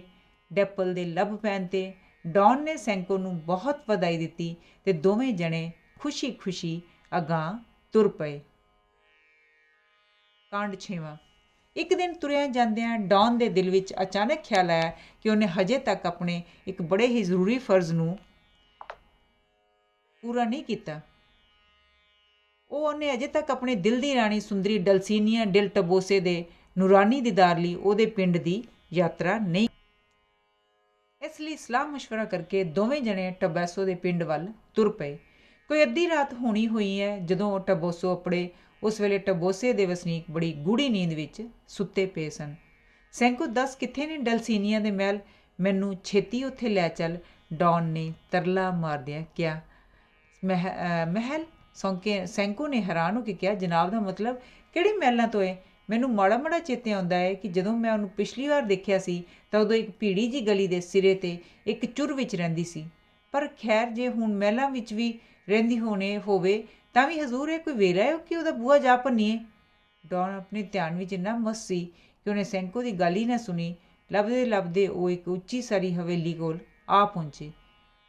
ਡੌਨ ਆਪਣੇ ਧਿਆਨ ਵਿੱਚ ਇੰਨਾ ਮਸਤ ਸੀ ਕਿ ਉਹਨੇ ਸੈਂਕੋ ਦੀ ਗੱਲ ਹੀ ਨਾ ਸੁਣੀ। ਲੱਭਦੇ ਲੱਭਦੇ ਉਹ ਇੱਕ ਉੱਚੀ ਸਾਰੀ ਹਵੇਲੀ ਕੋਲ ਜਾ ਪਹੁੰਚੇ। ਡੌਨ ਉਹਨੂੰ ਡਲਸੀਨੀਆ ਦਾ ਮਹਿਲ ਸਮਝ ਕੇ ਜ਼ੋਰ ਜ਼ੋਰ ਦੀ ਬੂਹਾ ਖੜਕਾਉਣ ਲੱਗ ਪਿਆ। ਅਸਲ ਵਿੱਚ ਉਹ ਟਬੋਸੋ ਦਾ ਵੱਡਾ ਗਿਰਜਾ ਘਰ ਸੀ। ਜਦ ਅੰਦਰੋਂ ਕੋਈ ਆਵਾਜ਼ ਨਾ ਆਈ ਤਾਂ ਡੌਨ ਵਿਚਾਰਾ ਨਿਰਾਸ਼ ਹੋ ਕੇ ਅੱਗੇ ਤੁਰ ਪਿਆ। ਸਾਰੀ ਰਾਤ ਦੋਵੇਂ ਟੱਕਰਾਂ ਮਾਰਦੇ ਰਹੇ, ਪਰ ਡਲਸੀਨੀਆ ਦੇ ਮਹਿਲ ਨਾ ਹੀ ਲੱਭੇ। ਹੁਣ ਲੋ ਲੱਗਣ ਵਾਲੀ ਸੀ ਅਤੇ ਸੈਂਕੋ ਦੇ ਕਹਿਣ 'ਤੇ ਦੋਹਾਂ ਨੇ ਪਿੰਡ ਤੋਂ ਥੋੜ੍ਹੀ ਦੂਰ ਦਰੱਖਤਾਂ ਦੇ ਇੱਕ ਝੁੰਡ ਵਿੱਚ ਜਾ ਕੇ ਕੁਝ ਚਿਰ ਆਰਾਮ ਕੀਤਾ। ਡੌਨ ਡਲਸੀਨੀਆ ਦੀ ਯਾਦ ਵਿੱਚ ਬੜਾ ਉਦਾਸ ਸੀ। ਦਿਨ ਚੜ੍ਹਦੇ ਸਾਰ ਹੀ ਉਹਨੇ ਸੈਂਕੋ ਨੂੰ ਆਪਣੇ ਡੁੱਲਦੇ ਪ੍ਰੇਮ ਦੇ ਅਣਗਿਣਤ ਸੁਨੇਹੇ ਦੇ ਕੇ ਡਲਸੀਨੀਆ ਦੇ ਚਰਨਾਂ ਵਿੱਚ ਜਾਣ ਲਈ ਹੁਕਮ ਕੀਤਾ। ਜਨਾਬ, ਸੈਂਕੋ ਨੇ ਜਾਣ ਲੱਗਿਆਂ ਬੇਨਤੀ ਕੀਤੀ, ਇਸ ਤਰ੍ਹਾਂ ਉਦਾਸ ਨਾ ਹੋਵੋ, ਮੈਂ ਪਲ ਵਿੱਚ ਤੁਹਾਡੇ ਸੁਨੇਹੇ ਦਾ ਜਵਾਬ ਲੈ ਆਉਣਾ ਹੈ। ਐਡੇ ਮਹਾਂਬਲੀ ਯੋਧੇ ਲਈ ਇੰਜ ਢੇਰੀ ਟਾਉਣੀ ਫੱਬਦੀ ਨੇ। ਸੈਂਕੋ ਨੇ ਆਪਣਾ ਖੋਤਾ ਲਿਆ ਅਤੇ ਡਲਸੀਨੀਆ ਨੂੰ ਲੱਭਣ ਤੁਰ ਪਿਆ। ਡੌਨ ਵਿਚਾਰਾ ਇਸ ਦੁਨੀਆ ਤੋਂ ਉਚਾਟ ਹੋਇਆ ਡਲਸੀਨੀਆ ਦੀ ਯਾਦ ਵਿੱਚ ਘੋੜੇ 'ਤੇ ਹੀ ਬੈਠਾ ਰਿਹਾ। ਥੋੜ੍ਹੀ ਦੂਰ ਜਾ ਕੇ ਜਦੋਂ ਸੈਂਕੋ ਨੇ ਪਰਤ ਕੇ ਵੇਖਿਆ ਕਿ ਹੁਣ ਉਹ ਡੌਨ ਦੀਆਂ ਨਜ਼ਰਾਂ ਤੋਂ ਪਰੇ ਜਾ ਚੁੱਕਾ ਹੈ, ਉਹ ਆਪਣੇ ਖੋਤੇ ਤੋਂ ਉਤਰ ਪਿਆ ਅਤੇ ਨੇੜੇ ਹੀ ਇੱਕ ਰੁੱਖ ਦੀ ਛਾਂ ਥੱਲੇ ਲੇਟ ਗਿਆ ਅਤੇ ਇਸ ਮਾਮਲੇ ਨੂੰ ਬੜੇ ਧਿਆਨ ਨਾਲ ਸੋਚਣ ਲੱਗਾ। ਉਹਨੇ ਦਿਲ ਵਿੱਚ ਆਖਿਆ, ਯਾਰ ਸੈਂਕੋ, ਤੂੰ ਕਿਹੜੇ ਗੇੜਾਂ ਵਿੱਚ ਫਸਿਆ ਪਿਆ ਹੈ? ਤੂੰ ਡਲਸੀਨੀਆ ਨੂੰ ਲੱਭਣ ਲਈ ਤੁਰ ਤਾਂ ਪਿਆ ਸੈਂ, ਪਰ ਪਤਾ ਹੀ ਨਹੀਂ ਉਹ ਕੀ ਬੁਲਾਏ, ਕਿੱਥੇ ਰਹਿੰਦੀ ਹੈ, ਮਹਿਲਾਂ 'ਚ ਹੈ ਜਾਂ ਕਿਸੇ ਟੱਠੇ ਖੂਹ 'ਚ। ਤੈਨੂੰ ਖਾਹ ਦਾ ਵਕਤ ਪਿਆ ਹੋਇਆ ਹੈ। ਤੂੰ ਹੁਣ ਸਿਰ 'ਤੇ ਗੱਲ ਚੁੱਕੀ ਹੋਈ ਹੈ ਅਤੇ ਪਿੱਛੇ ਹਟਣ ਵਾਲਾ ਬੰਦਾ ਤੂੰ ਵੀ ਨਹੀਂ। ਤੈਨੂੰ ਇਹ ਤੋੜ ਤੱਕ ਨਜਿੱਠਣਾ ਹੀ ਪੈਣਾ ਹੈ। ਦੱਸ ਉਹਨੂੰ ਹੁਣ ਲੱਭੇਗਾ ਕਿਸ ਤਰ੍ਹਾਂ?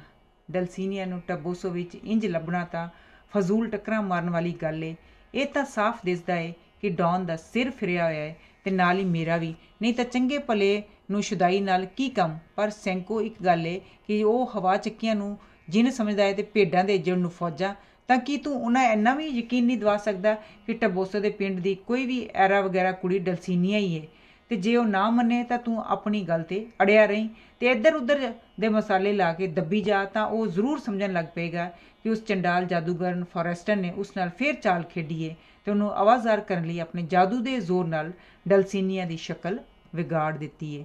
ਇਹ ਮਤਾ ਪਕਾ ਕੇ ਸੈਂਕੋ ਸ਼ਾਮ ਤੱਕ ਉੱਥੇ ਹੀ ਸੁੱਤਾ ਰਿਹਾ ਤਾਂ ਕਿ ਡੌਨ ਇਹ ਸਮਝੇ ਕਿ ਉਹ ਸਾਰਾ ਦਿਨ ਡਲਸੀਨੀਆ ਨੂੰ ਹੀ ਲੱਭਦਾ ਰਿਹਾ ਹੈ।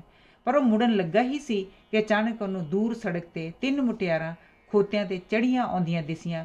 ਇਹ ਵੇਖਦਿਆਂ ਹੀ ਉਹ ਆਪਣੇ ਖੋਤੇ ਨੂੰ ਦਬਾ ਦਬ ਦੌੜਾਉਂਦਾ ਹੋਇਆ ਡੌਨ ਵੱਲ ਤੁਰ ਪਿਆ। ਸੈਂਕੋ, ਪਤਾ ਲੱਗਾ ਏ? ਡੌਨ ਨੇ ਸੈਂਕੋ ਨੂੰ ਵੇਖਦਿਆਂ ਹੀ ਕਾਹਲੀ ਨਾਲ ਪੁੱਛਿਆ। ਹਜ਼ੂਰ, ਸੈਂਕੋ ਨੇ ਹਫ਼ਦਿਆਂ ਕਿਹਾ, ਛੇਤੀ ਕਰੋ, ਹੁਣ ਰੋਜ਼ੀ ਨਾਂਟੇ ਨੂੰ ਅੱਡੀ ਲਾਉਣ ਦੀ ਕਰੋ। ਰਾਜਕੁਮਾਰੀ ਡਲਸੀਨੀਆ ਡਿਲ ਟਬੋਸੇ ਆਪਣੀਆਂ 2 ਸਹੇਲੀਆਂ ਸਮੇਤ ਤੁਹਾਡੇ ਦਰਸ਼ਨਾਂ ਲਈ ਆਪ ਚੱਲ ਕੇ ਆ ਰਹੀ ਜੇ। ਵਾਹ ਵਾਹ ਮੇਰੇ ਪਿਆਰੇ ਸੈਂਕੋ, ਨਾਈਟ ਗਦਗਦ ਕੇ ਬੋਲ ਉੱਠਿਆ। ਸੱਚਮੁੱਚ ਹਜ਼ੂਰ, ਮੈਂ ਤੁਹਾਡੇ ਨਾਲ ਕਦੀ ਮਖੌਲ ਕੀਤਾ ਹੈ? ਹੁਣ ਢਿੱਲ ਨਾ ਕਰੋ, ਉਹਦੇ ਇਲਾਹੀ ਦਰਸ਼ਨਾਂ ਨਾਲ ਆਪਣੇ ਨੇਤਰ ਸਫਲ ਕਰੋ। ਤਿੰਨਾਂ ਨੇ ਕੀਮ ਖਾਬ ਦੇ ਸੂਟ ਪਾਏ ਹੋਏ ਨੇ ਅਤੇ ਹੀਰੇ ਜਵਾਹਰਾਤਾਂ ਨਾਲ ਇੱਦਾਂ ਲੱਦੀਆਂ ਹੋਈਆਂ ਨੇ ਕਿ ਵੇਖਦਿਆਂ ਸਾਰ ਤੁਹਾਡੀਆਂ ਅੱਖਾਂ ਚੁੰਧਿਆ ਜਾਣ। ਬਸ ਪੁੱਛੋ ਨਾ, ਮੈਂ ਆਪਣੀ ਸਾਰੀ ਉਮਰ ਦੀ ਸੁੰਦਰਤਾ ਦੀ ਇਹ ਛੱਬ ਕਦੇ ਨਹੀਂ ਡਿੱਠੀ। ਸਮਝ ਲਵੋ ਸਵਰਗ ਤੋਂ ਅਪਸ਼ਰਾਂ ਥੱਲੇ ਉਤਰ ਆਈਆਂ ਨੇ। ਉਹਨਾਂ ਦੇ ਖੋਤਿਆਂ ਦਾ ਕੀ ਕਹਿਣਾ ਹੈ? ਚਿੱਟੇ ਦੁੱਧ ਵਰਗੇ। ਸੈਂਕੋ, ਤੈਨੂੰ ਭੁਲੇਖਾ ਲੱਗਾ ਹੈ, ਖੋਤੇ ਨਹੀਂ, ਜ਼ਰੂਰ ਟੱਟੂ ਹੋਣੇ ਨੇ। ਡੌਨ ਨੇ ਗੱਲ ਕੱਟਦਿਆਂ ਕਿਹਾ, ਟੱਟੂ ਹੀ ਹੋਣਗੇ ਜਨਾਬ, ਮੈਂ ਤੇ ਉਹਨਾਂ ਨੂੰ ਵੇਖਦਿਆਂ ਹੀ ਕਾਲੀ ਕਾਲੀ ਤੁਹਾਡੇ ਵੱਲ ਭੱਜਣ ਦੀ ਕੀਤੀ ਏ। ਸੈਂਕੋ ਨੇ ਉੱਤਰ ਦਿੱਤਾ। ਸੈਂਕੋ, ਤੇਰੀਆਂ ਇਹ ਗੱਲਾਂ ਸੁਣ ਕੇ ਮੈਂ ਬਹੁਤ ਹੀ ਖੁਸ਼ ਹੋਇਆ ਹਾਂ। ਡੌਨ ਨੇ ਅਤਿਅੰਤ ਪ੍ਰਸੰਨ ਹੋ ਕੇ ਕਿਹਾ, ਇਸ ਦੇ ਇਨਾਮ ਵਿੱਚ ਮੈਂ ਤੈਨੂੰ ਆਪਣੀ ਅਗਲੀ ਜਿੱਤ ਵਿੱਚ ਲੁੱਟ ਦੀਆਂ ਸਭ ਤੋਂ ਵਧੀਆ ਚੀਜ਼ਾਂ ਦੇਵਾਂਗਾ। ਜੇ ਤੂੰ ਸਮਝੇ ਕਿ ਇਹ ਥੋੜ੍ਹਾ ਏ ਤਾਂ ਉਹ ਮੇਰੇ ਤੇ 3 ਵਛੇਰੇ ਜਿਹੜੇ ਪਿੰਡ ਵਿੱਚ ਨੇ, ਸਮਝ ਲੈ ਅੱਜ ਤੋਂ ਤੇਰੇ ਹੋ ਗਏ। ਜਨਾਬ ਦੀਆਂ ਮਿਹਰਾਂ ਦੇ ਭਾਰ ਥੱਲੇ ਤਾਂ ਮੈਂ ਦੱਬਿਆ ਜਾ ਰਿਹਾ ਹਾਂ। ਇਹ 3 ਵਛੇਰੇ ਲੈ ਕੇ ਤਾਂ ਮੇਰਾ ਅੰਗ ਅੰਗ ਖਿੜ ਗਿਆ ਏ। ਹੋਰ ਦੂਜੀਆਂ ਚੀਜ਼ਾਂ ਜਿਹੜੀਆਂ ਹਜ਼ੂਰ ਨੇ ਫਰਮਾਈਆਂ ਨੇ, ਮੈਂ ਸਿਰ ਮੱਥੇ 'ਤੇ ਕਬੂਲ ਕਰਦਾ ਹਾਂ। ਸੈਂਕੋ ਨੇ ਖੁਸ਼ੀ ਨਾਲ ਉਛਲਦਿਆਂ ਉੱਤਰ ਦਿੱਤਾ। ਇਸ ਤਰ੍ਹਾਂ ਗੱਲਾਂ ਕਰਦੇ ਕਰਦੇ ਉਹ ਛੇਤੀ ਹੀ ਜੰਗਲ ਵਿੱਚੋਂ ਬਾਹਰ ਨਿਕਲ ਆਏ ਅਤੇ ਕੁਝ ਦੂਰ ਉਹਨਾਂ ਨੇ ਉਹ ਤਿੰਨੇ ਮੁਟਿਆਰਾਂ ਆਉਂਦੀਆਂ ਦਿਸੀਆਂ। ਡੌਨ ਨੀਝ ਲਾ ਕੇ ਟਬੋਸੋ ਦੇ ਪਿੰਡ ਵੱਲ ਵੇਖਦਾ ਰਿਹਾ, ਪਰ ਇਹਨਾਂ 3 ਮੁਟਿਆਰਾਂ ਤੋਂ ਬਿਨਾਂ ਹੋਰ ਕਿਸੇ ਨੂੰ ਨਾ ਵੇਖ ਕੇ ਮਨ ਹੀ ਮਨ ਵਿੱਚ ਬੜਾ ਬੇਚੈਨ ਹੋਇਆ ਅਤੇ ਪੁੱਛਣ ਲੱਗਾ, ਸੈਂਕੋ, ਕੀ ਤੇਰੇ ਹੁੰਦਿਆਂ ਹੀ ਰਾਜਕੁਮਾਰੀ ਡਲਸੀਨੀਆ ਟਬੋਸੋ ਤੋਂ ਚੱਲ ਪਈ ਸੀ? ਟਬੋਸੋ ਤੋਂ ਚੱਲ ਪਈ ਸੀ? ਸੈਂਕੋ ਨੇ ਹੈਰਾਨੀ ਜ਼ਾਹਰ ਕਰਦਿਆਂ ਕਿਹਾ, ਜਨਾਬ ਵੇਖ ਕਿੱਧਰ ਰਹੇ ਹੋ? ਹੱਦ ਹੋ ਗਈ ਏ ਕਿ ਹਜ਼ੂਰ ਆਪਣੇ ਸਾਹਮਣੇ ਸਿਖਰ 'ਤੇ ਸੂਰਜ ਵਾਂਗ ਚਮਕਦੀਆਂ ਡਲਸੀਨੀਆ ਨੂੰ 2 ਸਹੇਲੀਆਂ ਸਮੇਤ ਆਉਂਦਿਆਂ ਨਹੀਂ ਵੇਖ ਰਹੇ? ਕਿੱਥੇ ਸੈਂਕੋ? ਡੌਨ ਨੇ ਬਹੁਤ ਉਤਾਵਲੇ ਹੋ ਕੇ ਕਿਹਾ, ਮੈਨੂੰ ਤਾਂ 3 ਕੁੜੀਆਂ ਤੋਂ ਸਿਵਾ ਜਿਹੜੀਆਂ ਖੋਤਿਆਂ 'ਤੇ ਚੜ੍ਹੀਆਂ ਆ ਰਹੇ ਨੇ, ਹੋਰ ਕੁਝ ਵੀ ਨਜ਼ਰ ਨਹੀਂ ਆਉਂਦਾ। ਜਨਾਬ ਹੁਣੇ ਹੀ ਫਰਮਾ ਰਹੇ ਸਨ ਕਿ ਉਹ ਜ਼ਰੂਰ ਟੱਟੂ ਹੋਣੇ ਨੇ ਅਤੇ ਆਪ ਵੀ ਹੁਣੇ ਕਹਿ ਰਹੇ ਹੋ ਕਿ ਉਹ ਖੋਤੇ ਨੇ। ਤੁਸੀਂ ਮੇਰੀ ਦਾੜੀ ਮੁੰਨ ਸੁੱਟੋ ਜੇ ਮੈਂ ਹਜ਼ੂਰ ਦੇ ਸਾਹਮਣੇ ਝੂਠ ਬੋਲਾਂ। ਸੈਂਕੋ ਨੇ ਹੈਰਾਨੀ ਪ੍ਰਗਟ ਕਰਦਿਆਂ ਕਿਹਾ। ਡੌਨ ਨੇ ਨਿੰਮੋ ਝੋਨੇ ਹੋ ਕੇ ਉੱਤਰ ਦਿੱਤਾ, ਸੈਂਕੋ ਮੇਰੀ ਗੱਲ ਮੰਨ, ਇਹ ਖੋਤੇ ਹੀ ਨੇ।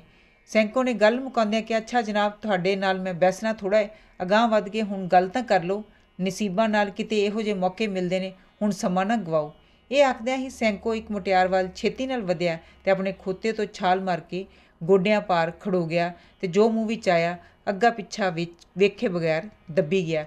ਵੇਖਾ ਵੇਖੀ ਡੌਨ ਵੀ ਅਗਾਂਹ ਵਧਿਆ, ਭਾਵੇਂ ਉਹ ਵੀ ਸੈਂਕੋ ਵਾਂਗ ਗੋਡਿਆਂ ਭਾਰ ਚੁੱਕ ਗਿਆ, ਪਰ ਉਹ ਉਸ ਮੁਟਿਆਰ ਵੱਲ ਬਿਟਰ ਬਿਟਰ ਵੇਖੀ ਗਿਆ ਅਤੇ ਅੰਦਰੋਂ ਅੰਦਰ ਸ਼ੱਕ ਵਿੱਚ ਡੁੱਬਾ ਸੋਚੀ ਗਿਆ ਕਿ ਫੀਨੀ ਜਿਹੀ ਉੱਚੀਆਂ ਉੱਚੀਆਂ ਗੱਲਾਂ ਅਤੇ ਚੁੰਨੀਆਂ ਜਿਹੀਆਂ ਅੱਖਾਂ ਵਾਲੀ ਚਾਪੜ ਮਾਂ ਦੇ ਆਟੇ ਵਾਂਗ ਆਕੜ ਕੇ ਖੋਤੇ 'ਤੇ ਬੈਠੀ ਹੋਈ ਕਦੀ ਵੀ ਡਲਸੀਨੀਆ ਨਹੀਂ ਹੋ ਸਕਦੀ।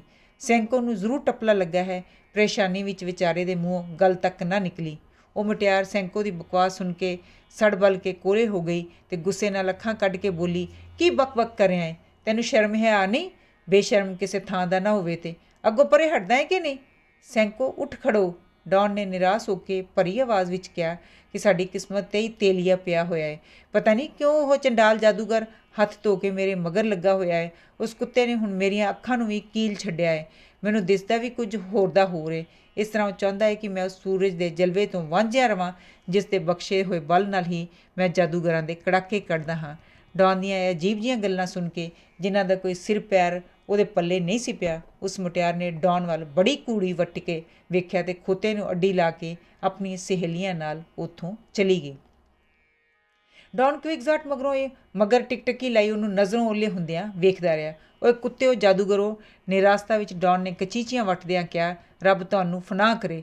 ਲੁੱਕ ਕੇ ਮੇਰੇ 'ਤੇ ਵਾਰ ਕਰਨ ਵਾਲੇ ਉਹ ਬੁਜ਼ਦਿਲੋਂ, ਉਸ ਜਗ੍ਹਾ ਤੋਂ ਉਜਾਲੇ ਡਲਸੀਨੀਆ ਦੀ ਸ਼ਕਲ ਕੀ ਬਣਾ ਦਿੱਤੀ ਜੇ? ਬਦਜ਼ਾਤੋ, ਕਿੱਥੇ ਉਡਾ ਦਿੱਤੀ ਜੇ? ਉਸ ਕੋਲੋਂ ਆਉਣ ਵਾਲੀ ਮਹਿਕ, ਸੈਂਕੋ ਸੱਚ ਪੁੱਛੇ ਤਾਂ ਉਸ ਕੋਲੋਂ ਮੈਨੂੰ ਗੰਢਿਆਂ ਦੀ ਇਤਨੀ ਜ਼ਬਰਦਸਤ ਸੜਿਆਣ ਆ ਰਹੀ ਸੀ ਕਿ ਮੇਰਾ ਨੱਕ ਹੀ ਸੜ ਗਿਆ ਹੈ ਅਤੇ ਹਾਲੀ ਤੱਕ ਮੇਰਾ ਜੀ ਉਤਾਂ ਆ ਰਿਹਾ ਹੈ। ਕੀ ਅਰਜ਼ ਕਰਾਂ ਜਨਾਬ, ਸੈਂਕੋ ਨੇ ਬੜੀ ਬੇਬਸੀ ਵਿਖਾਉਂਦਿਆਂ ਆਖਿਆ। ਮੇਰਾ ਵਾਹ ਲੱਗੇ ਤਾਂ ਮੈਂ ਇਹਨਾਂ ਸਾਰਿਆਂ ਮੁਸ਼ਟੰਡਿਆਂ ਨੂੰ ਪੁੱਠਿਆਂ ਟੰਗ ਕੇ ਖੱਲ ਲਾ ਸੁੱਟਾਂ ਅਤੇ ਆਪਣਾ ਹਾਸਾ ਲੁਕਾਉਣ ਲਈ ਮੂੰਹ ਦੂਜੇ ਪਾਸੇ ਫੇਰ ਲਿਆ।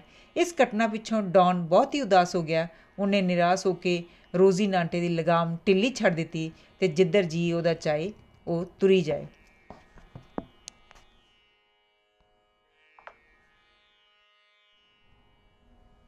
ਅੱਜ ਤੁਸੀਂ ਮੇਰੇ ਨਾਲ ਮਾਈਕਲ ਡੀ ਸਰਵਾਂਟਿਸ ਦੇ ਨਾਵਲ ਡੌਨ ਕੁਇਕਜ਼ਾਟ ਦਾ ਪੰਜਾਬੀ ਰੂਪਾਂਤਰ ਅਨੋਖਾ ਯੋਧਾ ਪੜ੍ਹਿਆ। ਮਾਈਕਲ ਡੀ ਸਰਵਾਂਟਿਸ ਦੁਆਰਾ ਲਿਖਿਆ ਗਿਆ ਨਾਵਲ ਡੌਨ ਕੁਇਕਜ਼ਾਟ ਸਾਹਿਤ ਦੇ ਖੇਤਰ ਦੀ ਸ਼ਾਹਕਾਰ ਰਚਨਾ ਹੈ।